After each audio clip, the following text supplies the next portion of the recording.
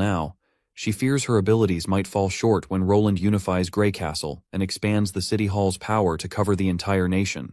Well, it's kind of spooky that Scroll can literally keep everyone's life memorized in her head. She's a walking, talking history book. As they reach the City Hall, an officer comes rushing to report some bad news. Apparently there's a guy inside the main hall who refuses to budge an inch unless he gets to talk to a member of the Witch Union. Once they enter, they meet the panicked guy, who reveals that he found a girl in the wild covered in blood. She looked like a witch, though she was barely conscious. Sister Scroll reveals that she doesn't remember any witches leaving the city today, so it doesn't make sense for a witch to be out in the wild. She wants to confirm with the man if the woman he saw was actually a witch. The old man reports that the girl had animal-like features, mostly closely related to wolves, such as a tail. Of course, it doesn't take Wendy long to take the hint and realize it's Lorgar. With that, she insists that the old man take them to the girl. A while later, they find themselves shaking upon seeing Lorgar's bruised and battered state. The sheer amount of injuries she sustained makes everyone question what in the world she went through. The farmer guy is even doubting if she can be helped at all. After all, Nana and Lily aren't in the city right now, so they gotta think of alternatives before it's too late. Suddenly, the knights patrolling the city hear sirens blaring, sirens that represent the highest level of urgency. While the senior knight understands the weight of this alarm, the common citizens have no clue what it's all about. So the senior knight takes it upon himself to educate the masses, explaining that this is a warning about enemy infiltration, and everyone is ordered to get into their homes and clear the streets. The soldiers go on high alert, increasing personnel on the boundary wall. Meanwhile, inside the palace, Sister Wendy is getting grilled by Baroff, who's going bonkers out of frustration because she rang the highest level alarm based on some injured witch murmuring unverified intel. Well, little does Baroff know, Lorgar had been warning them about devils that are practically breathing down their necks. But this crusty old coot doesn't seem to take her seriously. That's when Pasha steps in to calm the bald old man down, because she believes Wendy did the right thing. Anything related to devils has to be taken seriously. It's not like they're up against some dumb monsters. Baroff argues that they haven't spotted a single trace of these devils, so blaring the highest level alarm like that wasn't necessary. Well, it looks like Ash is willing to take the devil threats seriously. You see, Ash can boldly claim that Lorgar is a tough lady when it comes to fighting. So, given how critically injured she is, it's only right to assume she must have fought more than 10 devils at once. Also, the map they found on her indicates she was likely in the Barren Lands when she fought them, and it makes no sense for devils to be roaming around the Barren Lands. Since no one knows what their main agenda is, everyone in Neverwinter's gotta be on high alert, ready to face the threat. Baroff fears they might have to abandon the original plan His Majesty gave them to follow. Wendy assures the old man not to worry about it. You see, she already sent a message to the north, and she's sure Roland will pass down his orders very soon. 1 week passes by like a gentle breeze, and it seems like there's been no sign of the devils at all. Tilly is concerned about the public's reaction. They might think the trouble they're about to face has something to do with the arrival of the Sleeping Island witches. But Baroff assures her that City Hall has everything under control. Nobody's pointing fingers at the witches. Tilly's relieved to hear that, as she was worried some scumbags might try to spread rumors about the witches being spies sent by the devils. Right then, a little witch comes rushing in to report that the wolf girl is finally awake. Wendy is overjoyed to hear the news, and everyone decides to go see her. Baroff also expresses his desire to tag along, but Ash shuts this over-the-top old bastard down, reminding him that it's a lady's bedroom, so it's only natural for this baldy to wait outside. Honestly, I've started to hate Baroff, because he's the most realistic person in this whole series. He doesn't react like some little anime bitch. We then cut back to the severely injured Lorgar, who's struggling to even breathe. The only reason she's still alive is thanks to Sister Dusk's symbiotic seed. Given how critical her situation is, the only person who can save her is Nana. Lorgar expresses her gratitude to the girl who's literally her lifeline at this moment. But it doesn't seem like Dusk has any complaints about the exhausting job she's doing. After all, she's getting to enjoy chaos drinks every day, so it's actually kinda cozy in here. Back to business. Ash wants to know what exactly Lorgar encountered in the Barren Lands. Lorgar mentions sightings of devils. They were in large groups, heading toward the Tequila Ruins. There were so many of them, she couldn't even count. Some of the devils were massive and grotesque, something out of nightmares. These creepy skeletal creatures had countless tubes from their bodies digging into the ground, killing all the plant life around them. It was like they were sucking the life force out of everything they touched. She also saw land stained with crimson fog, and the devil army sinking into the ground like they were setting up camp. As for how she ended up so messed up, she simply underestimated them. A devil with a horn alerted the others ahead of time, so while she was retreating, she got sabotaged. This freaks Dusk out a bit, who had just been chilling a moment ago. Up till now, she thought devils were just muscly beasts with no intelligence. But it turns out that only applies to low-tier devils. There was probably a high-tier devil calling the shots. That's when Ash pats Lorgar, acknowledging the bravery and courage she showed back there. To think she stood against an unknown danger all by herself, and even managed to retreat alive, that's a damn impressive feat. When Ash praises you for your bravery and warrior spirit, you know you've reached the pinnacle of being a true warrior. Later, the witches discuss the new development with the witches of Tequila. After hearing everything, Pasha comes to the verdict that they can't let the devils take over the Tequila ruins. If those Blackstone towers get built there, the red fog will definitely spread across the mountains of despair. And once that happens, the devils will be unstoppable. This is their chance to strike before the devils do, especially since the devils have ended up exposing their motives. Then Old Man Baroff interjects, more concerned about Neverwinter City's financial and economic state. As far as he's concerned, keeping Neverwinter's gates closed is causing substantial financial losses. Since the devils aren't attacking immediately, that emergency alarm ended up doing more harm than good, with farmers abandoning their fields. One of the knights admits Neverwinter City needs a more reliable alarm system. Maybe building some beacon towers on the borders would be a viable option. Just take a look at Roland in the background here. How the heck is he here? He's supposed to be in the Holy City leading the army. Looks like a glitch in the Matrix if you ask me. Back to business, Pasha decides to take on the scouting task herself. Now that they know exactly where the devils are, the tool in her hands can spy on them. The catch is they'll need someone to plant an illusion relic on the Tequila ruins beforehand to get live footage. Alethea isn't worried about it at all. After all, every Divine Judgment witch has already dedicated their life to defeating the devils, so a few sacrifices mean nothing. But Tilly has another plan, one that requires no sacrifices. She wants to entrust the Sleeping Spell witches with the mission. If you don't remember, Sleeping Spell is a business run by the Slumber Island witches, providing services to anyone willing to pay fat cash. With the diverse abilities of the Sleeping Spell witches, pulling off this task won't be hard. Plus, it's a great opportunity for these newly joined witches to prove their worth and get acknowledged by everyone. In the next scene, Roland is sitting alone, lost in thought.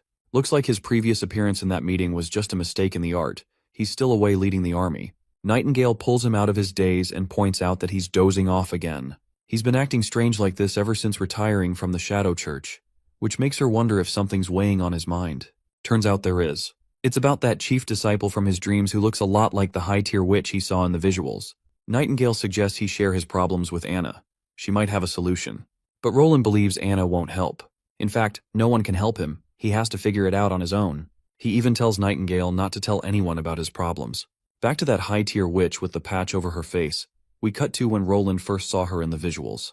Curious, he asked Agatha and Isabella if they knew anything about her, but neither had a clue. That woman was already a legend even back in Agatha's era. She was once famous. In the present, Roland decides to visit the Dream Realm again because his curiosity is gnawing at him, and he wants answers immediately. The next scene shows him in the dream world. The first thing he does is pick up his phone and call Garcia, interrupting her regular jogging routine. He has some questions he wants answered and is hoping to meet her today. He's even willing to treat her to breakfast. After setting up a meetup place, he puts his shirt on and heads out. Zero is also there, still half asleep. She drags herself up and starts getting breakfast ready, but Roland pushes her toward the restroom, telling her there's no need to make food. He'll bring breakfast when he gets back. With that, he leaves. A while later, Roland and Garcia sit at a ramen shop, ordering 2 beef noodle bowls. The lady looks disappointed he picked a street-side shop for breakfast, especially since he's with a girl. Well, Roland picked it out of convenience. He wanted to bring breakfast to Zero, so if he ate somewhere far away, he'd be late.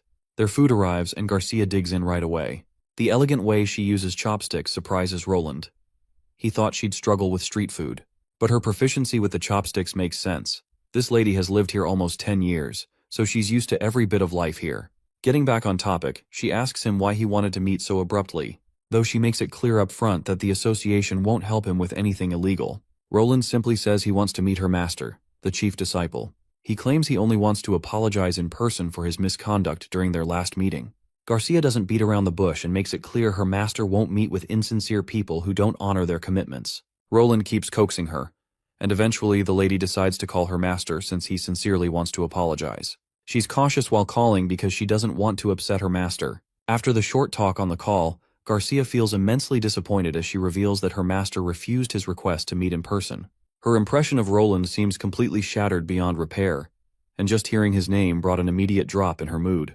Roland then reflects back on the last small talk he had with that woman, and if he takes that conversation into account, it's pretty unusual for him to be turned down like this. Anyway, since she won't come to meet him personally, he decides to visit the headquarters himself.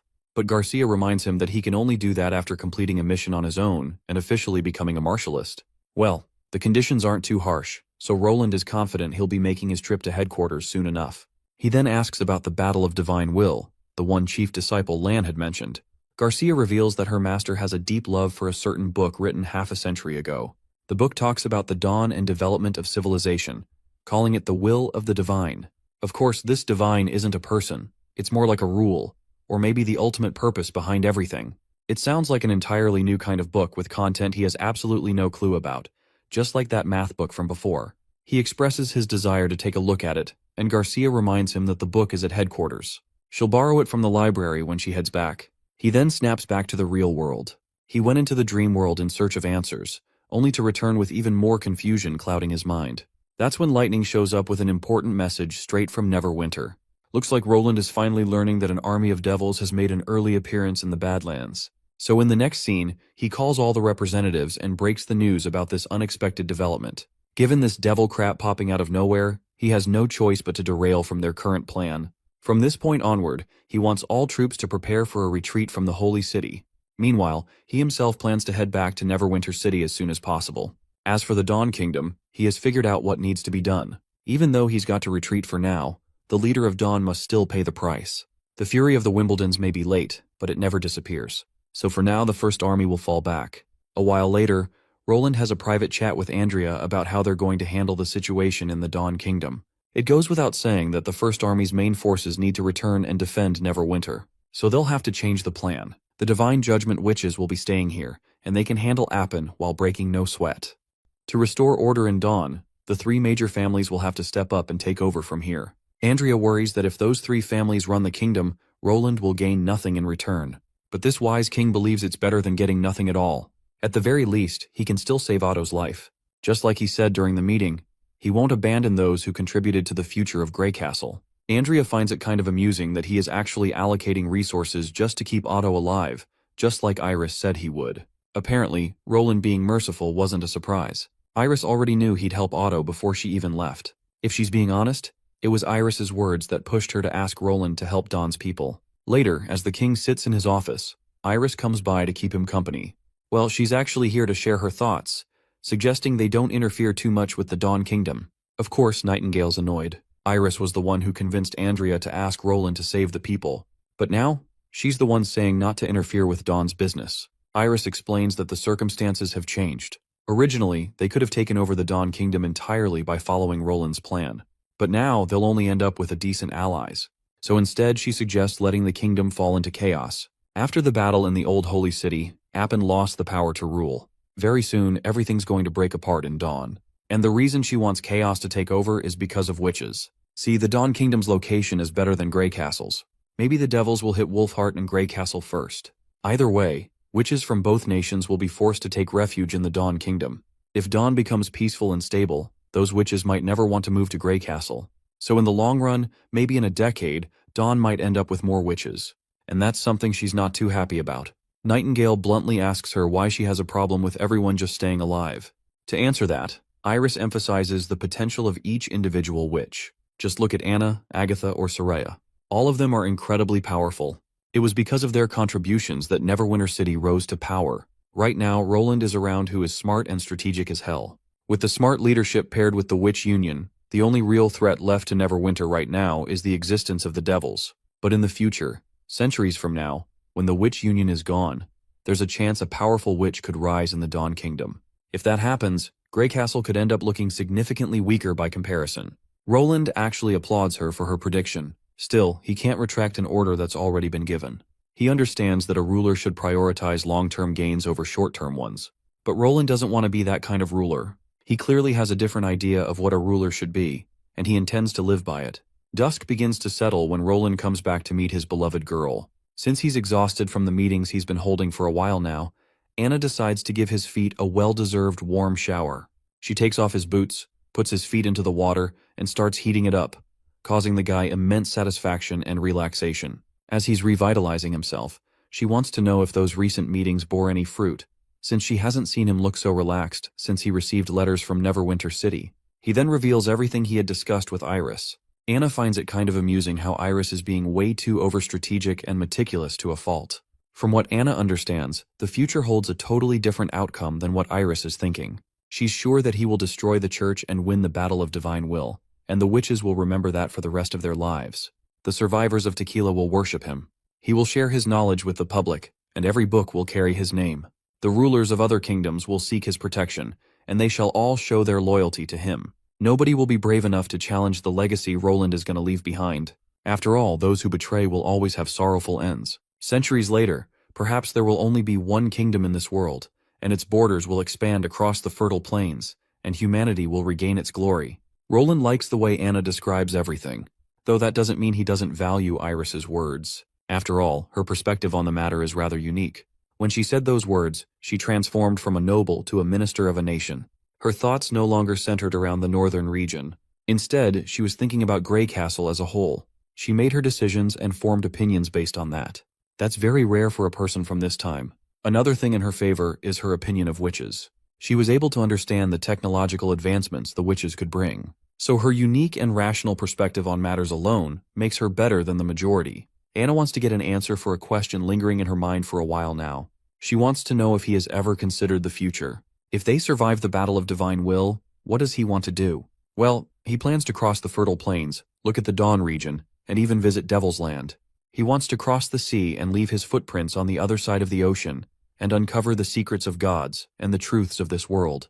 Cute Anna also wants to accompany him on his adventures, and Bro is more than willing to take her along. After all, she is the only girl he likes to clap with, so why wouldn't he? Cut to Princess Tilly, watching that magic stone with utmost impatience, waiting for any response from the sleeping spell witches who went to spy on the devils and plant magic stones. Pasha assures the concerned girl that since the stone in front of them hasn't shattered yet, it likely means those witches are still safe. And if they run into devils, they will definitely crush the stones. While Tilly already knows this, she still can't help but feel worried.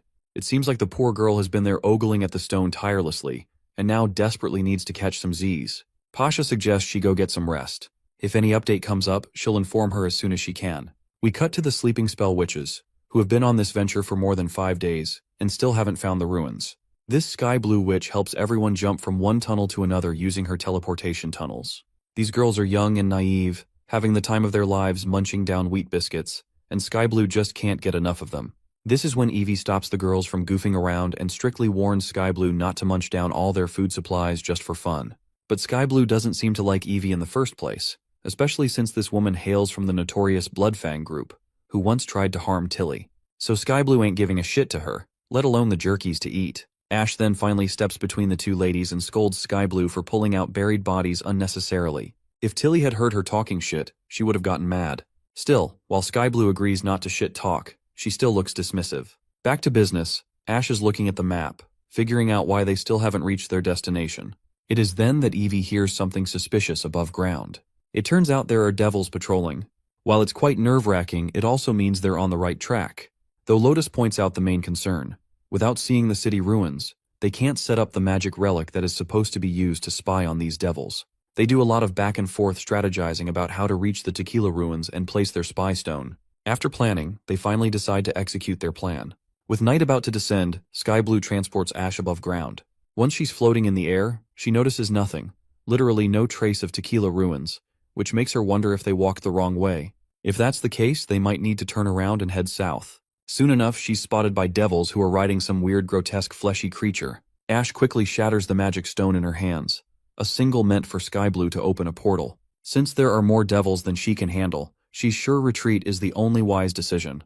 As she crosses through the portal and is about to hit the ground, Evie uses her magic to stop her from getting hurt. She then quickly reports the situation, stating that the devils are coming, so they need to retreat toward Misty Forest. About 3 days later, all 4 girls return to Neverwinter City with defeated looks on their faces, looking worse for wear. Tilly seems pretty disappointed to see Ash fail such a crucial mission. Given how miserably Ash messed up the directions, Tilly is genuinely wondering how they even managed to get back from Hermes to Neverwinter. Pasha, on the other hand, is just relieved that everyone came back alive. That alone is more than enough to be thankful for. With Sylvie now back in Neverwinter City, they'll finally be able to keep a proper eye on enemy numbers. It looks like Tilly is still upset with Ash, or rather, she was just worried sick about her. When they're alone, Ash hugs Tilly from behind, apologizing for making her worry. But the princess isn't about to let her off with just a hug, not after the stress Ash put her through.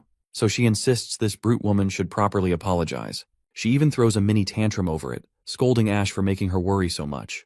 After a lot of back and forth, the two finally make up. We then cut to Lorgar, who is fully healed thanks to Nana's arrival in Neverwinter City.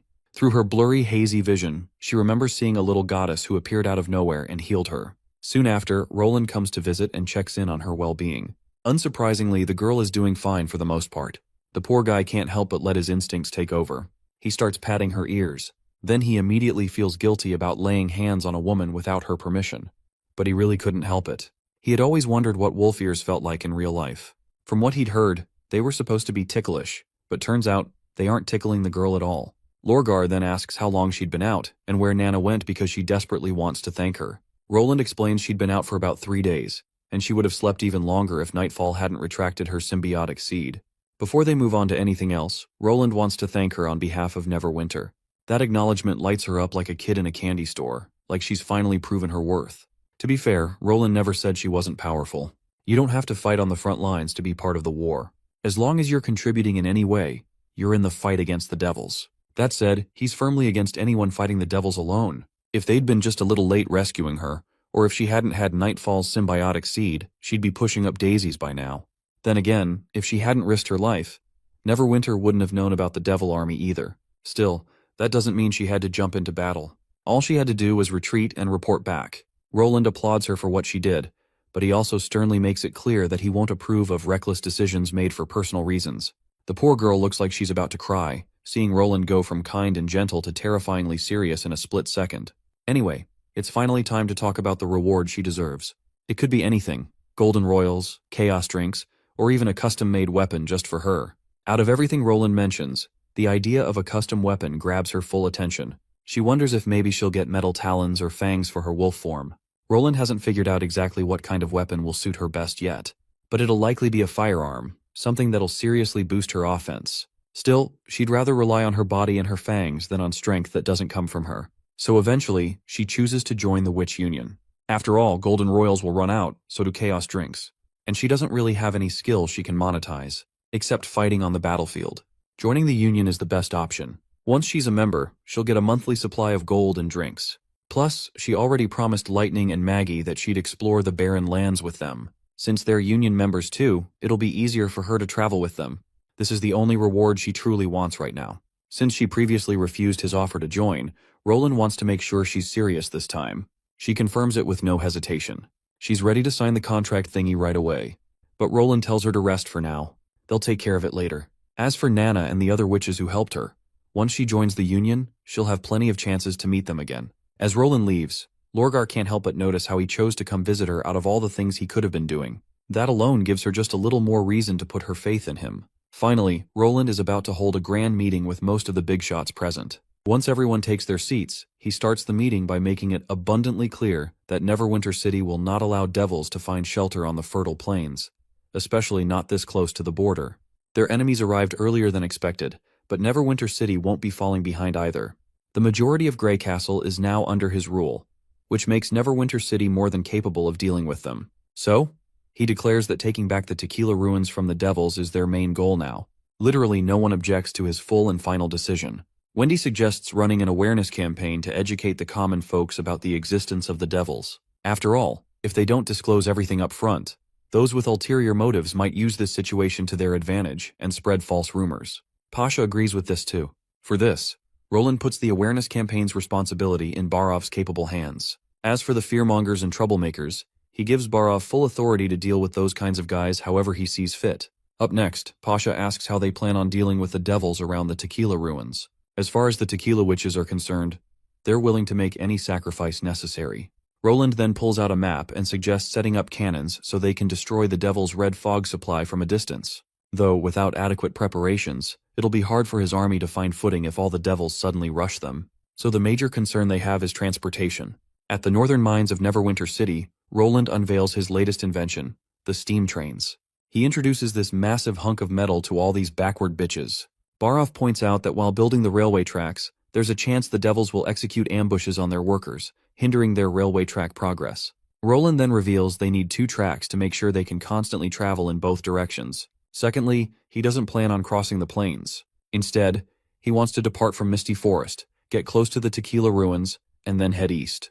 The region is completely under Leaf's control, so they won't have to worry about hybrids. As for the devils, they just gotta fight those bastards with the cannons. Even if they somehow survive the bombing and ruin the tracks, the only optimal solution is to build them faster than the devils can destroy them. Suddenly, the blaring sound of an alarm catches everyone off guard.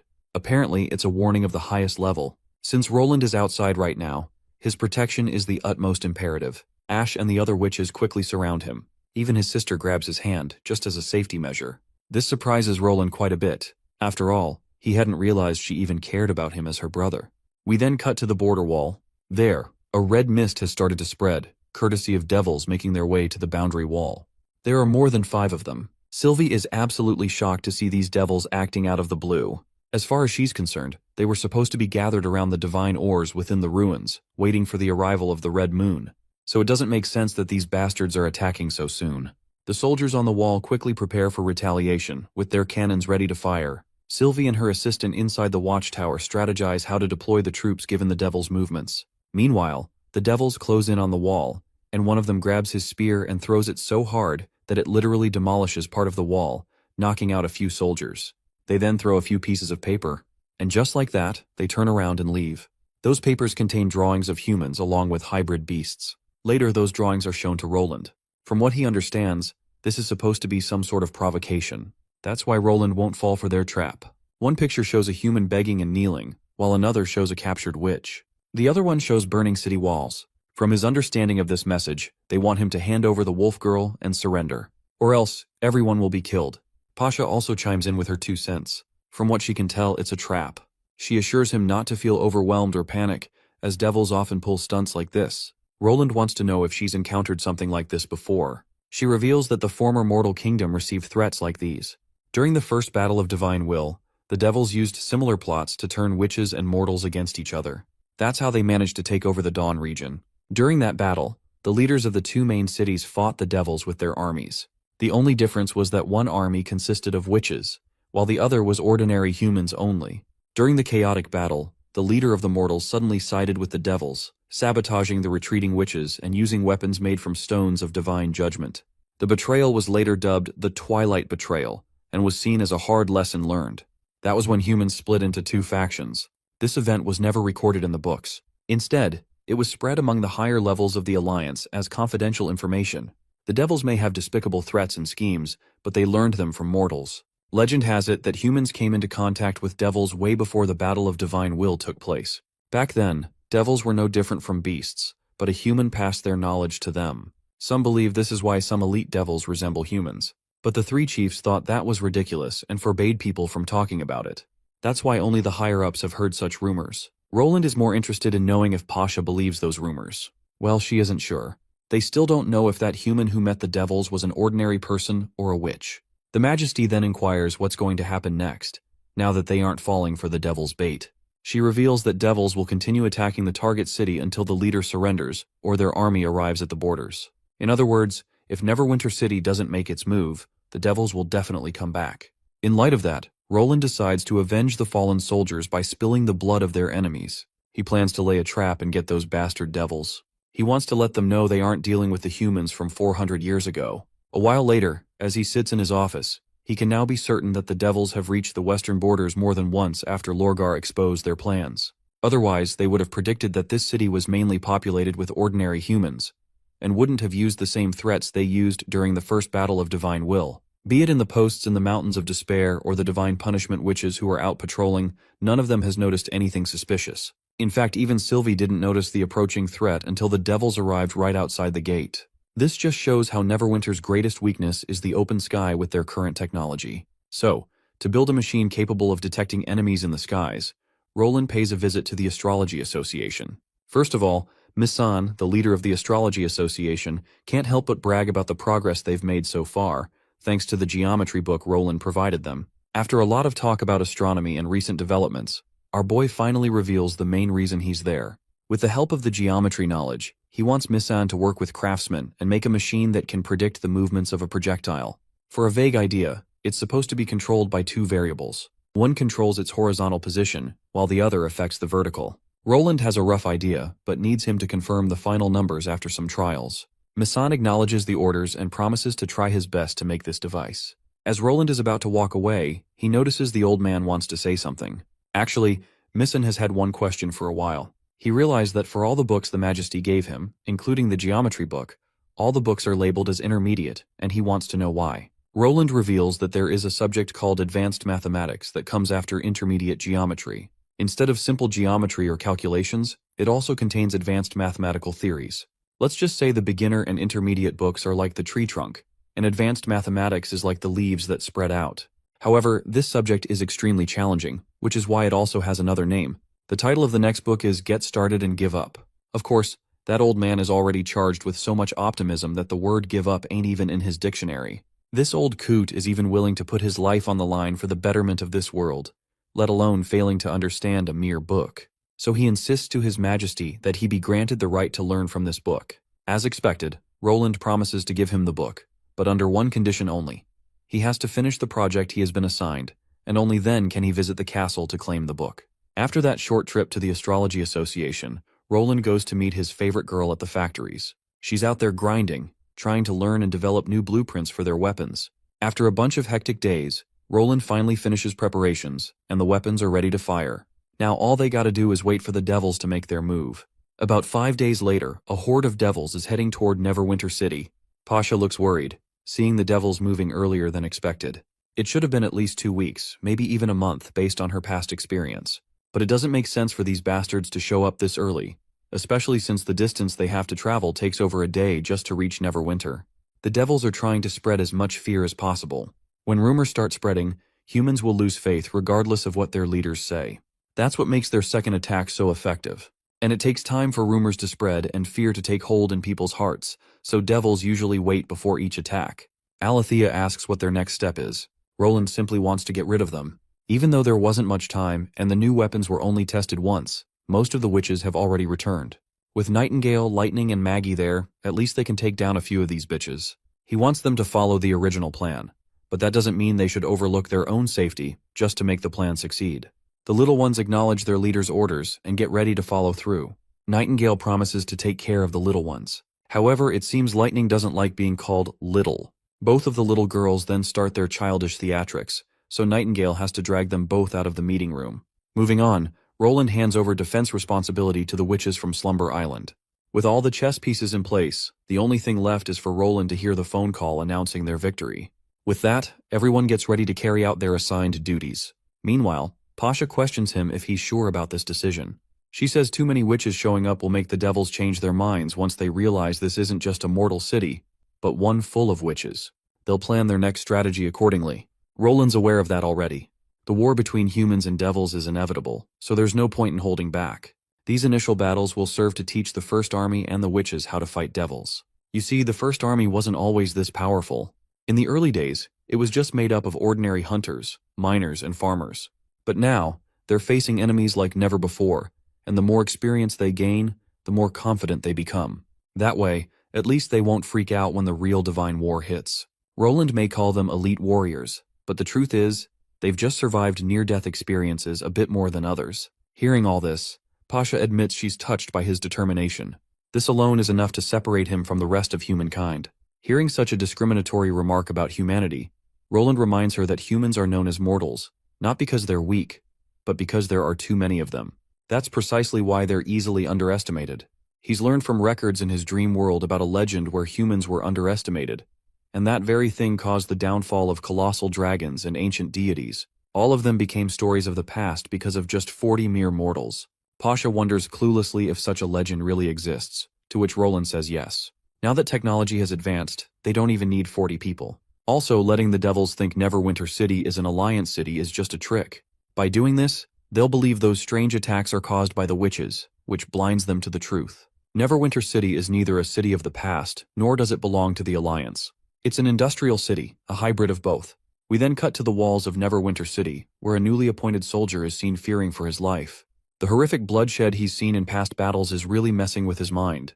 Then his captain arrives to give him some words of comfort. His Majesty Roland invented some new weapons, and the devils won't be able to hurt them. The soldiers are loading up these machine guns with bullets, and soon enough, An announcement comes from the scouting tower about the approaching threat. Once the soldiers take note of the devils heading their way, they confirm and lock onto the targets. That same scared soldier also grabs his gun, ready to take his shot when the time comes. The devils are also prepared, ready to throw their spears with that same godly speed. Seeing this, the scared soldier remembers his training. If the devils get within spearing range, they're free to shoot. But until that happens, they're not allowed to open fire. After all, they gotta save their bullets until the devils basically run into their own deaths. Once the enemy is within range, the soldiers begin firing, taking these bastards down left and right. Soon enough, the barrage of bullets takes one of the devils down, sparking a burst of confidence and a swell of pride in Roland's priceless weapons. Seeing this inevitable rain of bullets, the devils make a smart decision and scatter around instead of sticking together in a group. That's when the other soldiers start firing their guns too. One devil is heading straight toward that scared soldier. The devil is armed with a spear, and now it's a run-or-die situation. But instead of running, the brave soldier steals his resolve and unleashes a barrage of bullets. He manages to brutally kill the beast the devil was riding, but the devil himself hasn't taken any damage. That opening is enough for the bastard to catch the poor guy off guard, and he hurls his spear with full force. Just when it looks like it's the end for the brave soldier, a barrier forms right in front of him, saving him from that brutal hit. The one behind that shield is of course a witch from Slumber Island, here to assist the mortals in battle.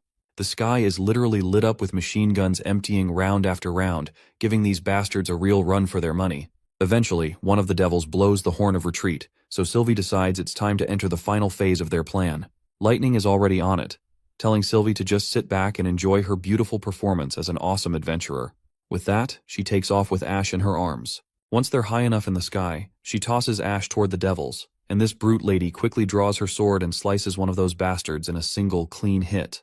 Just when the devils thought things couldn't get any uglier, Maggie appears in the sky, carrying Nightingale to deliver the final blow. The devils throw their spears at them, but Maggie quickly shifts from her giant bird form into a pigeon, causing the spears to strike nothing but empty air. Now it's Nightingale's turn to show what she's got. She pulls out her guns and takes down one of the bastards with precise shots. Then she lands right on top of the beast the devil was riding. Another one comes charging. With help from her mist abilities, Nightingale crashes her beast straight into the devils. Once the bastard loses his ride, Nightingale slices him into multiple pieces using a magic I straight up can't even explain.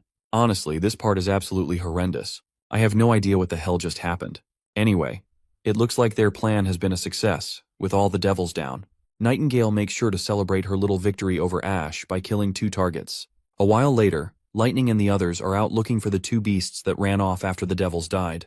Sylvie is the one giving them precise directions, and once they get the pinpoint location, Lightning puts on her glasses and gets ready to fly. Roland also gets the good news about the successful subjugation of the monsters.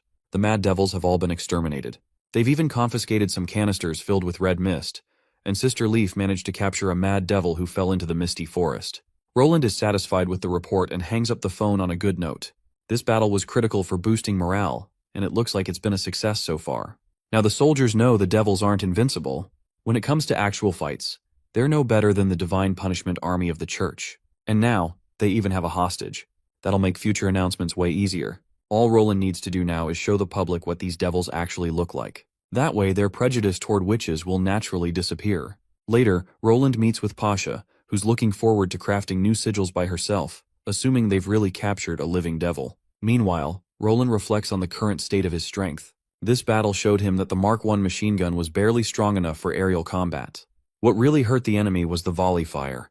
And that just makes his mood worse when he remembers he still doesn't have an air force to properly deal with flying beasts. A few minutes later, he orders Barov to hold a celebration in the central square tonight. It has to look like a victorious celebration, lively and extravagant, as this is all part of the publicity push. We then cut to the central square, where the hustle and bustle has already begun. The scene shifts to a boy, someone you guys probably don't even remember. He's the kid who used to live in Longsong Fortress with Pepper. But one day, Pepper was taken to Border Town, while he and his friends worked under rats just to survive. Eventually, thanks to Roland's new policies, the rats were purged, and these kids came to Border Town looking for work. Now this boy has finally gotten his ID card, making him an official citizen of the city. Along with the ID card, there's also a notice about joining the rail construction project in the Misty Forest. He and his friends argue a lot about the job, thinking it might be dangerous as they could end up facing devils during the railway construction. But the blonde kid stays optimistic, saying they'll brave through it all. The scene shifts to one of the biggest families in the Dawn, the Quinns, starting with Andrea's father. Every day, nobles come by trying to persuade him to side with Roland Wimbledon. But this pussy is too scared to betray Appin Moya, even though his son keeps pushing him to think differently. Still, the father sticks to his guns, wanting to stay loyal to Appin Moya. Sure, Appin might have lost ruling power, but he's still got plenty of soldiers under his command. If he's betrayed, he won't forgive. It could mean assassination. But everything seems about to change when Andrea shows up to see her father. The man's completely bewildered to see his daughter after all these years. His mind drifts down memory lane. How his little girl had to fake her death and leave the kingdom of Dawn just because she was a witch. Seeing Andrea fully grown, the old man's eyes well up. Even her brother is shocked out of his mind as he thought she was dead for sure. The butler shares the same bewildered look. The reason the old man is so shocked is because he wanted to keep her death a secret. He didn't even tell his wife about Andrea's witch awakening. To cover it up even more, he killed his own servant who knew about Andrea's condition. He even staged that cliff incident to hide everything. Before starting his conversation with his long-lost daughter, he orders his son to leave, reluctant at first, but he eventually goes. Then the old man tells the butler to keep Andrea's arrival a secret.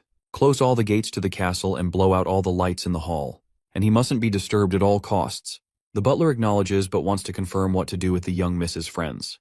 The old man tells him to bring them to the banquet hall and serve them something to eat. Once father and daughter are alone, the old man starts with skepticism about her identity. To prove she's really his daughter, Andrea uses her magic and produces the bow she always uses. It doesn't take long for the old man to remember. That's the same bow he had a craftsman build solely for Andrea. Now convinced, he wants to know why she came back. After all, he sent her far away just so she can live a comfortable life. Andrea expresses her disdain for his selfish plan to send her away. His plan never made her feel protected. Instead, she felt abandoned. After all, there's no safe place for witches. If she hadn't met other witches, she'd be dead long ago. But she's willing to let go of the past, and she's not here for what he did back then. He's probably curious how she managed to get into the mansion so casually. After all, the guards wouldn't just trust her words that easily. Also, when she saw the butler, she stopped outside the door for a while. And as for the guy who called him father, she doesn't remember having a younger brother. He reveals he's a brother from another mother. Her mother passed away from an illness a year after she left. Finally, Andrea drops the atomic bomb she came to deliver. As head of the Quinn family, Roland Wimbledon wants her father to step forward and take the throne instead of hiding behind the scenes. Of course, this mustache bastard is bewildered to hear it, so Andrea repeats herself to make sure he heard it loud and clear. The bastard staggers backward, hit hard by that brutal bombshell. Andrea, meanwhile, continues to reveal that Roland doesn't want to see Appin Moya on the throne anymore. And he definitely doesn't want to watch the neighboring nations suffer from endless war. In order to stabilize the situation in Dawn, it's imperative to elect a new king as soon as possible. Since Roland doesn't know many people from Dawn, he chose her to be the next king. But since she refused, now he wants her father to take the role instead. The old man finds it rather suspicious and questions why Roland isn't here himself. To which Andrea reveals that if the nobles of Dawn want to battle him head-on, with all the soldiers they have, he's open to the idea. Put simply, His Majesty has more urgent enemies to deal with at the moment. He doesn't have the time to waste a few years just to make Dawn part of Grey Castle. After all, he can easily strip any noble of their authority, but rebuilding an entire kingdom from scratch is way more complicated and time-consuming. As for the more urgent enemies she's talking about, it's the devils he's after. She then further explains to her terrified father all about the divine war that's coming, and how the church was involved in it. The old man is in shambles, realizing that the current situation in Dawn is nothing more than a squabble in the grand scheme of things. Even he understands that humans have already lost twice, and if they lose again, only hell awaits them. Even with the massive risks and threats, Roland Wimbledon is still willing to shoulder the responsibility of fighting this war of divine will against such powerful enemies. That just goes to show Roland's courage and willpower are on a whole other level. The old man grows curious as to why Roland is putting his life on the line, and what he stands to gain from all this. Andrea shakes her head. Even she doesn't understand what Roland is thinking. Rather than doing this for humanity, it feels like he's doing this for himself. It's almost like he's constantly looking for a new challenge, and humanity just so happens to benefit from it. The old man is willing to contribute to the cause and asks what he's supposed to do to help. Andrea insists him to just stabilize the Kingdom of Dawn and provide support to Grey Castle when needed. The Quinn family will also have to pay Roland in ores and supplies. The old man is actually glad Roland's asking for something in return. Otherwise, he would have assumed His Majesty had some kind of ulterior motive for helping the Quinn family. Then again, not like he could do anything about Roland Wimbledon's strength, regardless of motive. It's basically like opportunity just landed in his lap without him lifting a finger, so he sees no reason to reject it. He expresses his willingness to support Roland Wimbledon's efforts in whatever way is necessary. With that settled, Andrea moves forward with Roland's proposed plan. He wants to completely destroy Apen Moya in front of everyone. He wants the entire noble class to witness the end of the Apen family's rule, and for all nobles to bow to the new ruler. The old man questions as to how is that even going to be possible. Andrea simply says he'll get his answer soon enough. The only thing the Quinn family has to do is rebel against Apen Moya and make a huge scene. Cut to Otto, who's rotting away in a prison cell. We're skipping all the fluff here. He gets a secret letter from Fox, who craftily slipped a handkerchief carrying a hidden message. He's coming to save him. The next scene takes us to Apen Moya, who's pretty pissed after hearing that the Prime Minister has rebelled. He never expected the Quinn family to be a problem. He had assumed the 3 elderly ministers would never betray him and would just keep a low profile, minding their own business. After all, the capital's still under his control. If they try to anger him, they're basically signing their own death warrants. Still, he can't figure out where the Quinn family's confidence is coming from. They don't have followers, they don't have soldiers. The only thing they've got is maybe a dozen guards. Honestly, it's laughable. Then the butler reveals something new. The Earl has contacted nobles from other territories. However, he didn't meet them personally, he sent out invitations. He openly invited all nobles to his estate, trying to convince them to pledge their loyalty to the Quinn family. Of course, this revelation only annoys Apen further, so he orders Sir Barkov to lead the patrol team and bring him the head of Horford Quinn. For now, the rest of the Quinn family is to be thrown into prison. If anyone gets in the way, he gives open orders to kill them. While he may have given these orders, it's clear the guy is still traumatized from witnessing the nuking in the Holy City. He literally saw his soldiers die like dogs, without even putting up a fight. He starts spiraling, ranting that he surrenders, cursing Roland for stripping him of everything. If not for that, he claims, he could have been a great ruler. Now he just slumps onto his throne, waiting for Quinn to arrive, just so he can show him what happens when you anger a king. Well, the old man shows up with some bad news. Sir Barkov is pushing up daisies. The Mad King loses it and lashes out at his butler because he can't freaking believe that a handful of Quinn soldiers managed to beat 200 of his own men. To which the butler calmly drops the bomb. They weren't up against common soldiers. The opponent's power and speed were literally ungodly. Of course, this description only makes sense if the opponents they are facing are witches. And this realization only freaks Moya even more. He then summons his senior knight Rhys and orders him to gather all the mercenaries in the City of Dawn as he wants them to flatten the Quinn residents with their fire arrows and bows. He doesn't care if they're witches, be it monsters or humans. He wants everything reduced to dust. His knight reminds him that Earl Quinn resides in the inner zone of the city. If a fire breaks out there, the entire city could suffer the consequences. But this Mad King is dead set. If this knight fails to carry out the orders, then he is of no use to the king. He is certain that even the divine punishment warriors will be helpless in the face of such a massive army. And everyone who sided with the church or the witches must die. Later that night, Rhys takes his fellow soldiers and sneaks into the inner zone of the city to carry out the Mad King's command. But there, in the distance, he spots a few figures. As they draw closer, they turn out to be clowns. Naturally, Rhys asserts his authority over these lowly circus performers who dare to block the royal army's path. But we all know these shady clowns aren't your average jokers. They suddenly lunge at the soldiers, aiming to take them down. The next morning, a large crowd gathers in the capital square of the Kingdom of Dawn. They're currently discussing the famine, blaming Apen Moya for allegedly reducing the number of farmlands outside the city. However, Earl Quinn has promised prosperity to those who support him, and many are already considering switching sides. Cut to Apen Moya, who is absolutely losing it over the accusations being hurled at him. He has no idea when or if he ever did anything to the fields. He believes Roland Wimbledon should be held accountable for the abandoned villages. According to him, it was Roland's witches who murdered the innocent farmers. The butler tries to calm his fuming king. Right now, his focus should be on stopping Earl Quinn's advance. Only then can they suppress the rebellion. Apen then asks about the number of people still loyal to him. Counting the knights, guards, and mercenaries, the soldier reveals the total to be around 1,500, but if they include servants, it could easily be over 2,000. Apen Moya then tells his soldier to take all the gold inside the vaults and announce among the servants that for every monster they kill, they will be rewarded with 100 golden royals. If someone manages to stop the other party from rebelling, they'll be granted a title and some land. And if they already have a title, they can expect a promotion. He then asks his butler whether the head of the Quinn family received any support from other nobles. To that, the guy reveals there's a rumor floating around that the auction house known as Black Money is in touch with the Earl. Of course, this only pisses Moya off even more. The butler goes on to reveal that the Torcat family is now openly supporting the Quinns.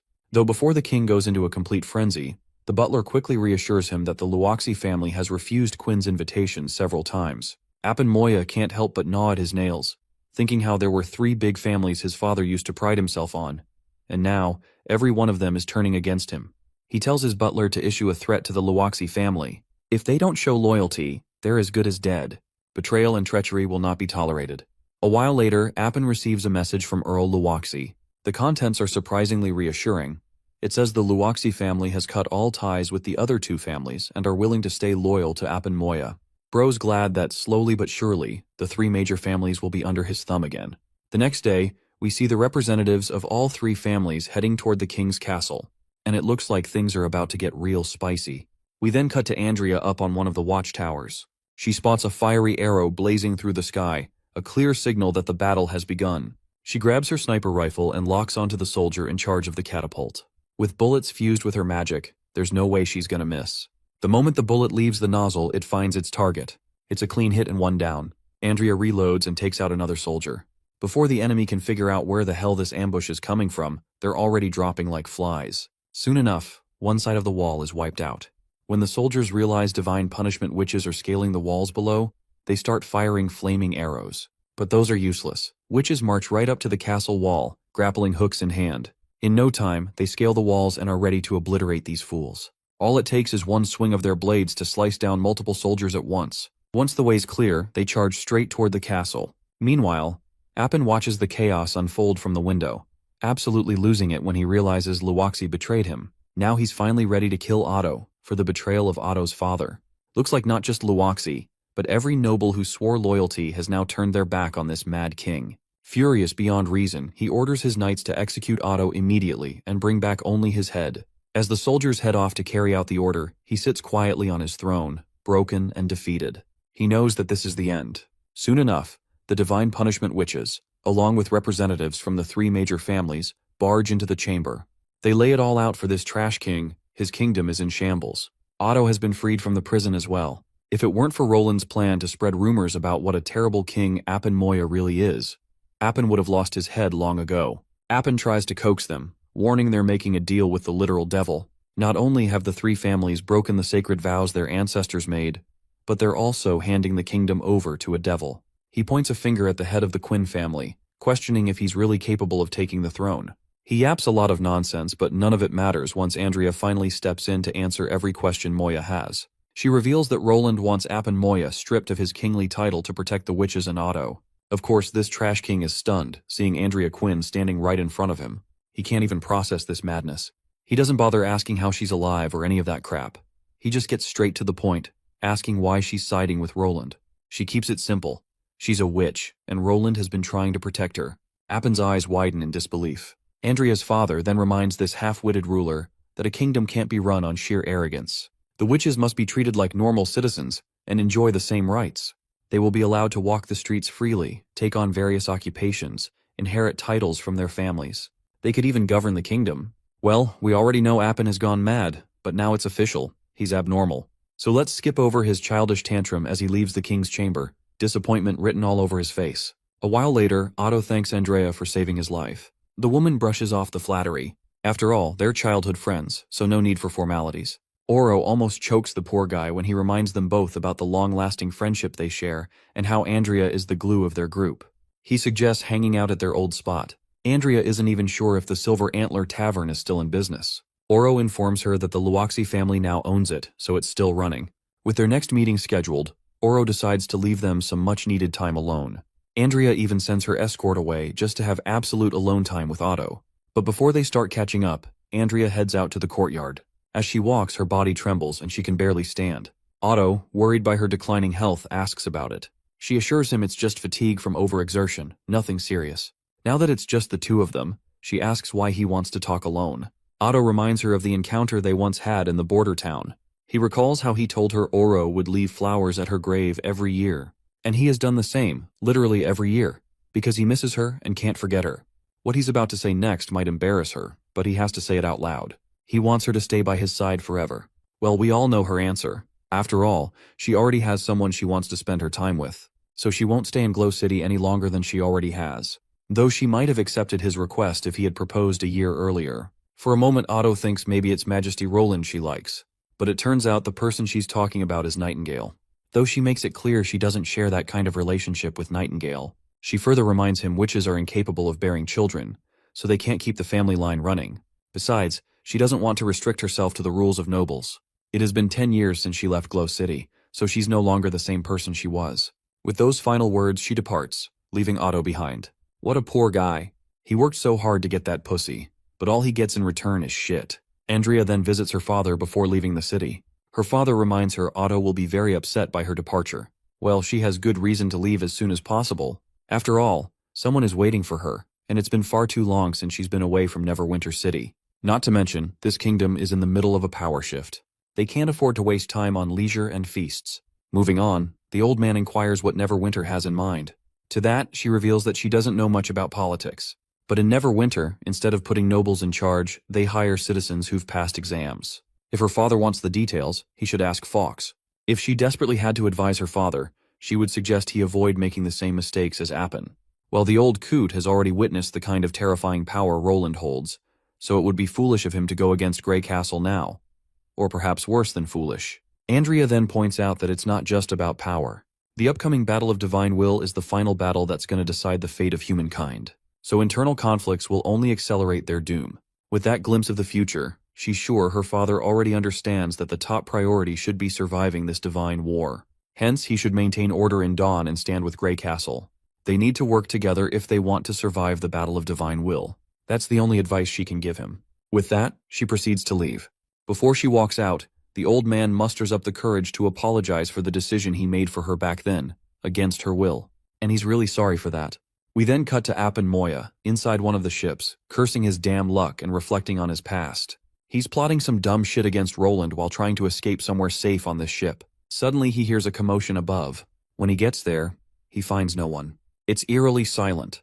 That's when he's confronted by the divine soldier witches, who slay him on the spot because this guy yaps way too much unnecessarily. With the threat neutralized, they decide to sink the ship too, just to make it look like an accident. Do you guys remember this old man? If not, he's the same guy we saw meeting Pasha and the other witches for the first time. He follows the witches' orders in exchange for an elixir that grants him more years to live. He'll be in charge of getting rid of this ship. He's got these guards who can't hear, can't talk, can't listen. They only respond to gestures, and he's got 50 of them. With that, the witches hand over the task of disposing of the ship to the old man. They further suggest he keep an eye on the Quinn family, especially since Appin had ties with the auction house, known as Black Money, and had planted spies in the new government. As for the reward, the guy gets 2 drinks as usual, 6 more bottles, and his body will finally catfish the basic requirements for his transformation. He's told to do his job diligently. Once this is all over, the witch promises he'll be able to join them soon enough. I don't know what their deal is with these drugs, but let's hope we find out soon. We then cut to Roland, who's glad that everything went smoothly. With the way things are going, he's sure his alliance with Dawn is going to flourish, all thanks to Andrea. He's also pretty happy that the phone lines are gradually being set up. In the past month, Anna has set up phones in the witches' offices, City Hall, the military camps, and even the third border city. Longsong Fortress is on the list now too. The only thing left is setting up a private line that goes straight into Anna's room. Well, he's kinda joking. He doesn't want to use something that important just to get his daily dose of Anna's breathing ASMR. He then starts reviewing a booklet listing the new witches who've been the most problematic. According to Wendy's report, these 2 girls refuse to cooperate, and they've always had a massive dislike boner for literally everything going about with the Witch Association. It was Skrull who managed to calm things down, but the situation still hasn't totally improved. So, it's highly unlikely these 2 are going to accept the invitation. The redhead lady uses source tracing, while the purple-haired witch has the ability of demonification. Source tracing is an extremely useful ability that points them toward natural resources, and it's even more useful than Sylvie's Eyes of Truth. For example, they can now easily locate a gold vein using just a single nugget. As for demonification, it can turn magic into a loop. By reducing power consumption, it grants dead creatures a new life. Though it's a pity Roland barely knows anything about this magic, so there's no way to verify how strong it really is. Still, based on what he does know, it's got great potential. If he's being honest, the lack of cooperation isn't a huge problem. He's figured things out before. He'll find a way again. Roland has a strict policy: never force anyone to do anything. This time, he's got to think of something more appealing to make them join. After all, motivational speeches and golden royals alone aren't enough, especially since the Sleeping Island witches already help human captains for their own bread and butter. Then, out of the blue, he asks Nightingale if she's ever felt underpaid. He's only asking because he wants to know if the other witches feel like they're not being paid enough for all this. Nightingale quickly gestures that none of the witches feel that way. An average person earns just one golden royal every 6 months, so getting a golden royal every month is actually a crazy good deal. Besides, witches barely have any expenses. They don't struggle to feed or clothe themselves, everything's provided. Living like this is actually what they used to dream of. Roland's still not fully convinced though, so she tells him to go ask Wendy if he doesn't believe her. Soon enough, Wendy arrives at the office. Once asked, she goes absolutely nuts, saying she's never thought they're being underpaid. Hell, they'd even work wholeheartedly without pay if needed. She once said this place was their new holy mountain, and the other sisters feel the same. If the city hall is ever short on money, she's even willing to donate her own golden royals. Well, Roland was just asking for feedback. He then poses another question, asking if there's anything else they'd like. Wendy thinks for a moment before saying that if she had to ask, maybe she'd like one more bottle of chaos drink each month. Roland wonders if Nightingale has the same request. Well, our big hooter lady doesn't hold back. She boldly asks for 2 extra bottles, if possible.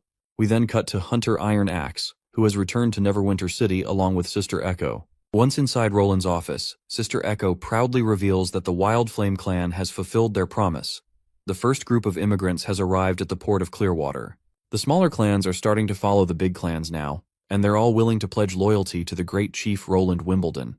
After meeting with various patricians, she estimates that the port of Clearwater will welcome up to 30,000 migrants by the end of the year. She then sings her song and summons a mirage of spear passy. She looks worried sick, realizing she's got to take care of 30,000 people all at once. She's losing her mind from all the work lately. While the City Hall folks have been a huge help, she still needs about 300 helpers to settle all the migrants. If this workload keeps piling on her, she might just run away from her duties and become an ordinary witch in Neverwinter City. Seeing how she just summoned Spear Passy's mirage, Roland can't help but internally commend her for it. Back to business, he assures Spear Passy that he'll allocate more officials from his next batch to help her out. Sister Echo then thanks Roland for writing those songs for her. She says if it weren't for those, she wouldn't have achieved what she has now. Roland can tell managing the South and keeping relations with the clans isn't as easy as the reports make it sound, but she's been shouldering it all alone. He promises to get someone to copy down the new signs and deliver them to her room. She's glad to hear this and promptly leaves now that she's finished reporting everything. Roland then turns to Hunter Iron Axe and gives him props for a job well done. The brave hunter feels proud to work under such a diligent king, as it brings him joy to work hard. Roland asks about the nobles who fled to the Seawind region. The news isn't good. Iron Axe wanted to burn those bastards alive, but they were one step ahead. By the time he rushed to the Seawind region from Golden Wheat, the place was already a wasteland. Multiple granaries were in flames. It's unsettling that those nobles chose to destroy the city, rather than hand it over peacefully to Roland.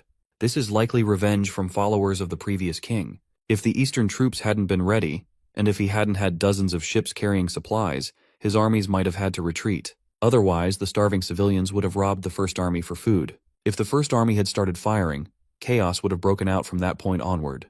Roland asks where those nobles ran off to.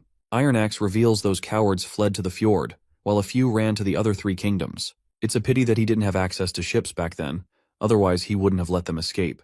Roland assures Iron Axe not to sweat it. As long as those fools are arrogant enough to use their surnames, they will eventually be found one day. Those who ran to Dawn are already doomed, and he's not worried about the rest. Not that they can do much anyway.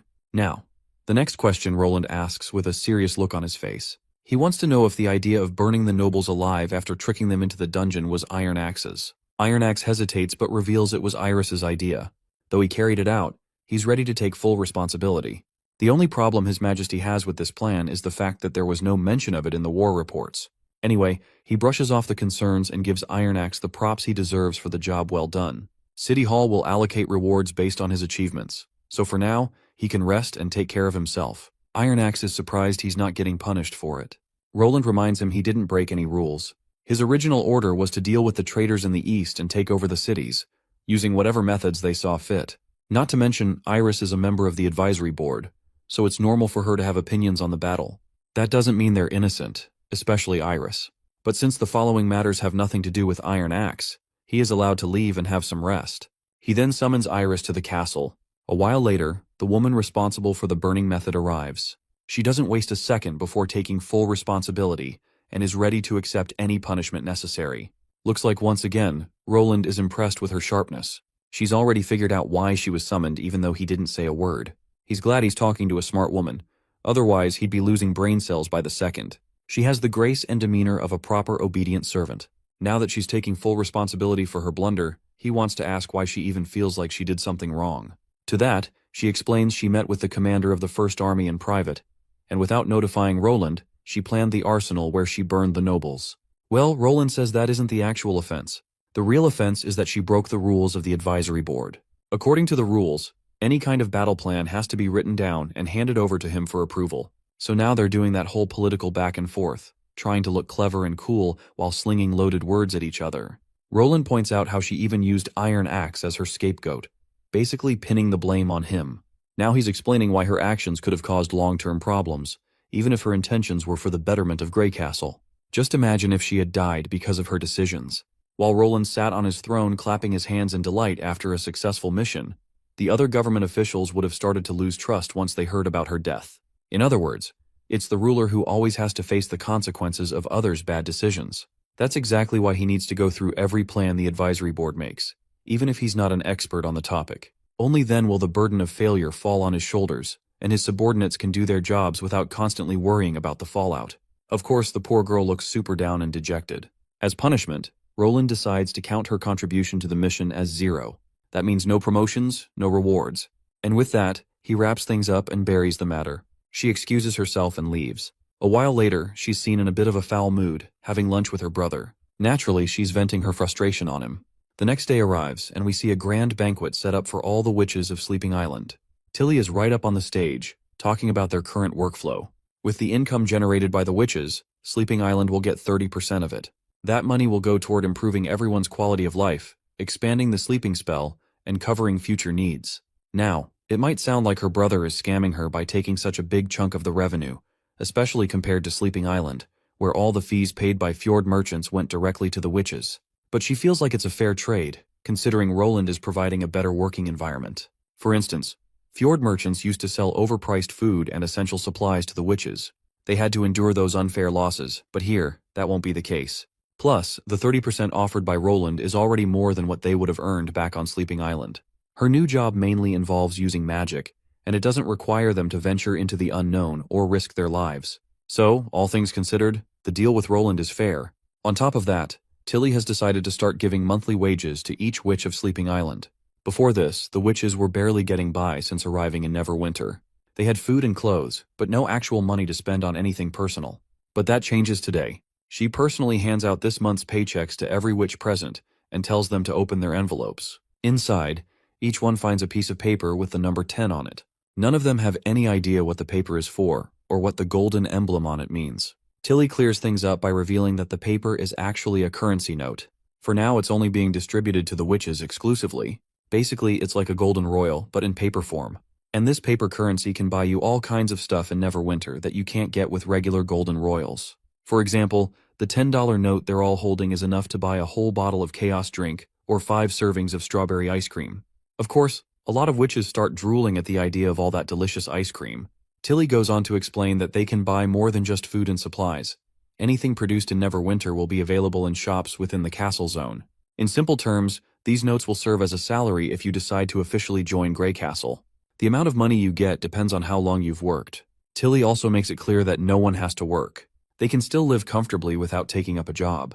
The final choice is up to the witches, whether they want to work alongside Greycastle or not. She emphasizes how important it is to live in Greycastle. Since the beginning, every witch has dreamed of living among mortals like normal people, and this is their chance to prove their worth. One witch flashes back to a moment when she helped some mortals, and the only thing she got in return was their praise and acceptance. That memory puts a smile on her face, because Neverwinter feels like the place they'd always hoped for. Tilly reminds everyone that their true enemy is the devils. Obviously, every witch there knows how serious the devil threat is, and how the witches from 400 years ago got their asses handed to them by those same monsters. So, by working with Greycastle and doing their part, they're not just earning money, they're contributing to the salvation of humankind as a whole. That's a kind of glory. With it, they can prove to the world that witches are irreplaceable. And with that, Tilly invites any witch who's willing to fight for humanity's future to raise their hand. A while later, Tilly shows Wendy the results of her recruitment drive. Out of 86 jobs, the Slumber Island witches have agreed to take 69. The rest who didn't pick any jobs are just kind of reluctant, but Tilly's sure they'll follow once they see the others thriving with this opportunity. With more time, she's confident more witches will be willing to join Neverwinter. Wendy's glad to see the report. Well, actually, she's overjoyed. This is way more than Roland expected. He'd predicted around 30, which just shows how badly he underestimated the Slumber Island witches. Wendy credits the success to Tilly. If it wasn't for her speech, they wouldn't have gotten such good results. Tilly, though, brushes off the praise. It's just her role to prepare for the divine battle ahead. She has to play her part if she wants to see more miracles unfold. Before winter hits, it's only smart for everyone to huddle together. Though it'd be great if everyone thought the same way. For the witches from the east, the chances of contributing in Neverwinter City are next to none. Wendy wonders if Azima hated being sent anywhere other than her hometown. Why did she even go to Slumber Island in the first place?